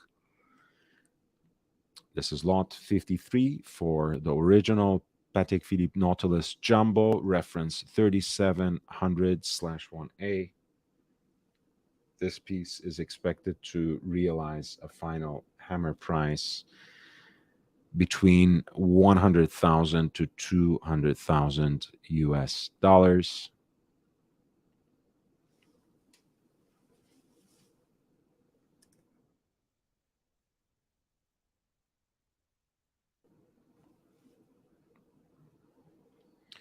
We have the extremely collectible, absolutely rare first series of the micro rotor caliber Nautilus moon phase, which again, in my humble opinion, is the first properly complicated Patek Philippe Nautilus. Others might say the 3710, the so-called Comet with the power reserve indicator that was introduced in 1998 was the first. I'm perhaps nitpicking, but this is a piece that was produced for basically less than a year, has some unique properties that I discussed at the urging of a friend and great supporter of this channel. I love Maldives. The differences between 3712 and 5712 might seem minuscule at first blush, but they are actually quite detailed and varied, and it is absolutely worth chasing after one of these if you're interested in something genuinely rare. Fantastic watch. At any rate, 5712 is great too because of how these things wear. Very slender, very sleek, very elegant on the wrist, thanks to that micro rotor caliber base 240, which was, by the way, um, designed by one Gérard Beret, who was recruited from Université Genève by Patek, and whose important contributions really started kicking in with this caliber 240 base, which of course ended up powering even perpetual calendars, which was seen as impossible previously from a micro rotor caliber. Anyway, there's a little bit of tidbits, a little bit of history there. This piece comes as with its box and papers. At lot 54, reference 3712/1A-001, the first series of the Nautilus moon phase, with an estimated value of 120,000 to 220,000 US dollars.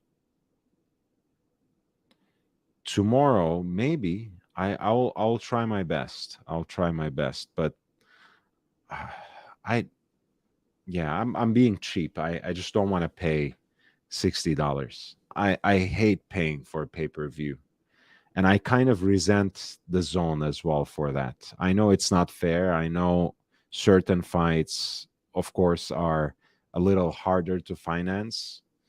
But the zone's whole promise was disrupting and ideally eliminating the pay-per-view system. So for us to pay a membership slash subscription fee and pay on top of that something for pay-per-view, I find it a little onerous. This is lot 55. The mid-sized Patek Philippe Nautilus 3800J. So compared to the jumbo case, this is 37.5. You might say it's too small. I would say it's perhaps better proportioned, but don't take my word for it. If you have a chance, please do try. That's always my first recommendation, my first urging for especially the younger collectors out there. Don't exclude yourself from any space. Don't hesitate to ask these questions, to request to try on pieces. Walk into jewelers, walk into vintage watch dealers, walk into gray market dealers, boutiques, authorized dealers, and ask to actually wear the damn watch. They will have to let you. If they don't, you can move on to the next one. You don't have to give them your business ever again. Anyway, rant concluded. This is the mid-sized Patek Philippe Nautilus 3800 from the 90s in an execution that is 18 karat gold case and integrated bracelets with a very deep black to blue gradient dial.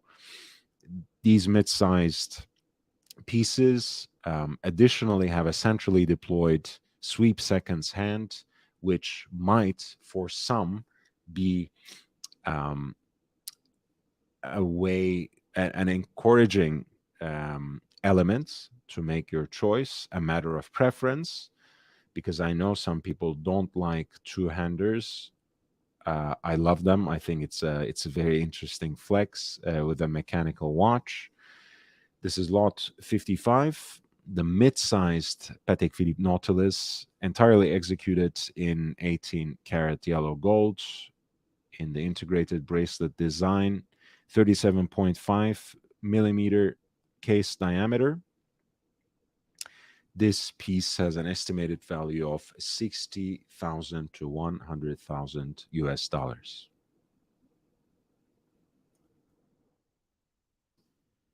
All right, so we are moving now to the last gasp section. I think I will be able to cover maybe two more watches. No worries in either case. I'll be back tomorrow and I will try to finish this particular auction. Number 57 is a fantastic piece. The Tonda PF, as you guys know, has finally put Parmigiani Fleurier on the map. And in an important sense, it was something that they richly deserved. This is a beautiful split-second chronograph, a movement which is designed from scratch by Michel Parmigiani and proudly signed there on the base plates. You have two column wheels, one for the main chronograph, one for the split second function. This is furthermore a high beat chronograph. So it is actually a 5 hertz movement with an impressive 65 hours power reserve at full charge.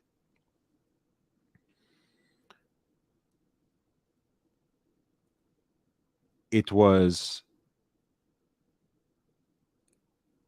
introduced on the 25th anniversary of the brand in 2021, entirely executed in platinum, case and integrated bracelet alike, as well as the dial. The chronograph hands are gilt and they distinguish themselves in that way. Continuous running seconds at 6 o'clock, as well as the split seconds hand is actually following the gray tones of the case. You have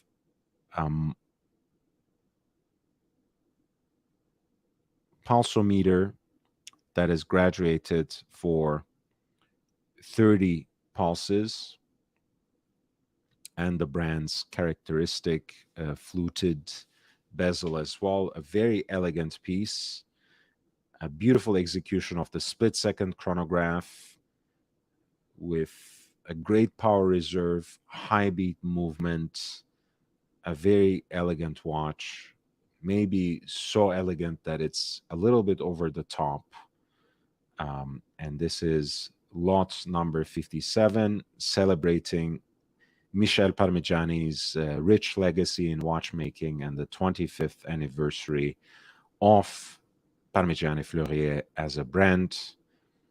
Tonda PF, chronograph rattrapante in platinum with an estimated value of 120,000 to 220,000 US dollars.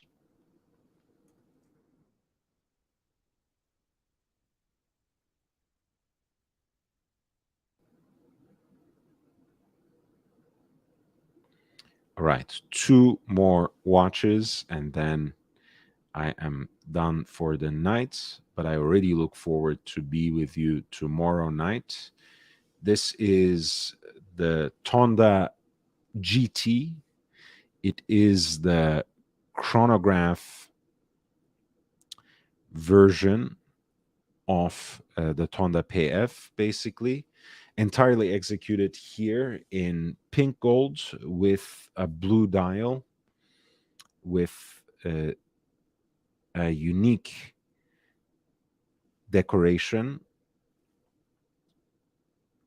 at the center of the dial, which is a step dial. So you also have a radial guilloche for the minute track.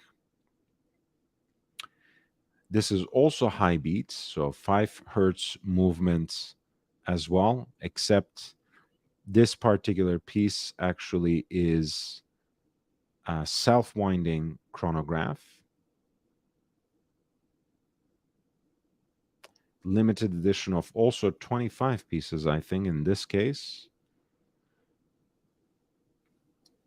Parmigiani Fleurier Tonda GT high beat, pink gold case and bracelets with a striking blue guilloche dial for this high beat self-winding chronograph, which has an estimated value of 50 to 80,000 US dollars. It is a beautiful, beautiful watch. The man, I think, you know, Parmigiani's time only, time and date watches are great, but those chronographs, especially that split second chronograph, it's really, really beautiful.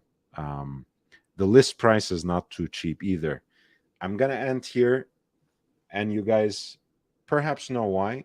To the Muslim friends, to the Muslims in the audience, Eid Mubarak, to everyone who celebrates. This is a unique piece. Why not in that case, not in that sense that it is one of a kind, but this is a very singular execution of the Islamic Hijri lunar type calendar by Parmigiani Fleurier.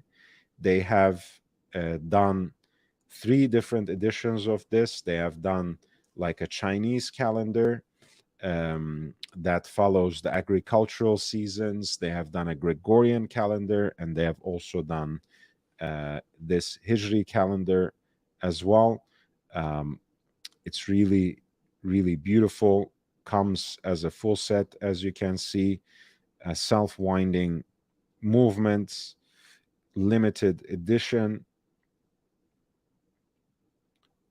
The piece is actually in stainless steel, has a pretty big case at more than 44 millimeters.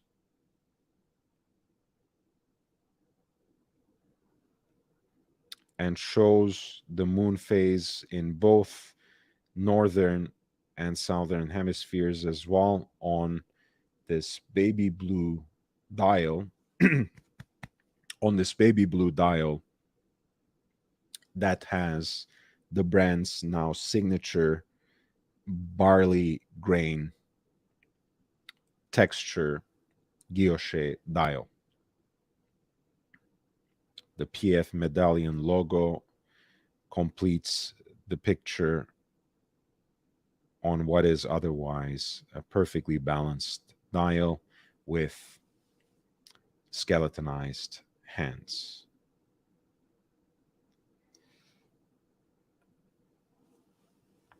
All right. Thank you, everyone. Thank you for being here. Thank you for being with me. It was wonderful to spend the Friday night with you. We have done another 40 4 hour live stream. Please hit the like button on your way out. It's really, really matters. It really makes a whole difference. Share all the content that I have that you can with friends. Nick Butter, I thank you for that. I'm infinitely grateful. If you guys are looking for something to share, I just did focused less than 50 minutes video on the 2 interesting dive watches that are going to be offered for sale on the eve of King Charles III's official coronation ceremonies.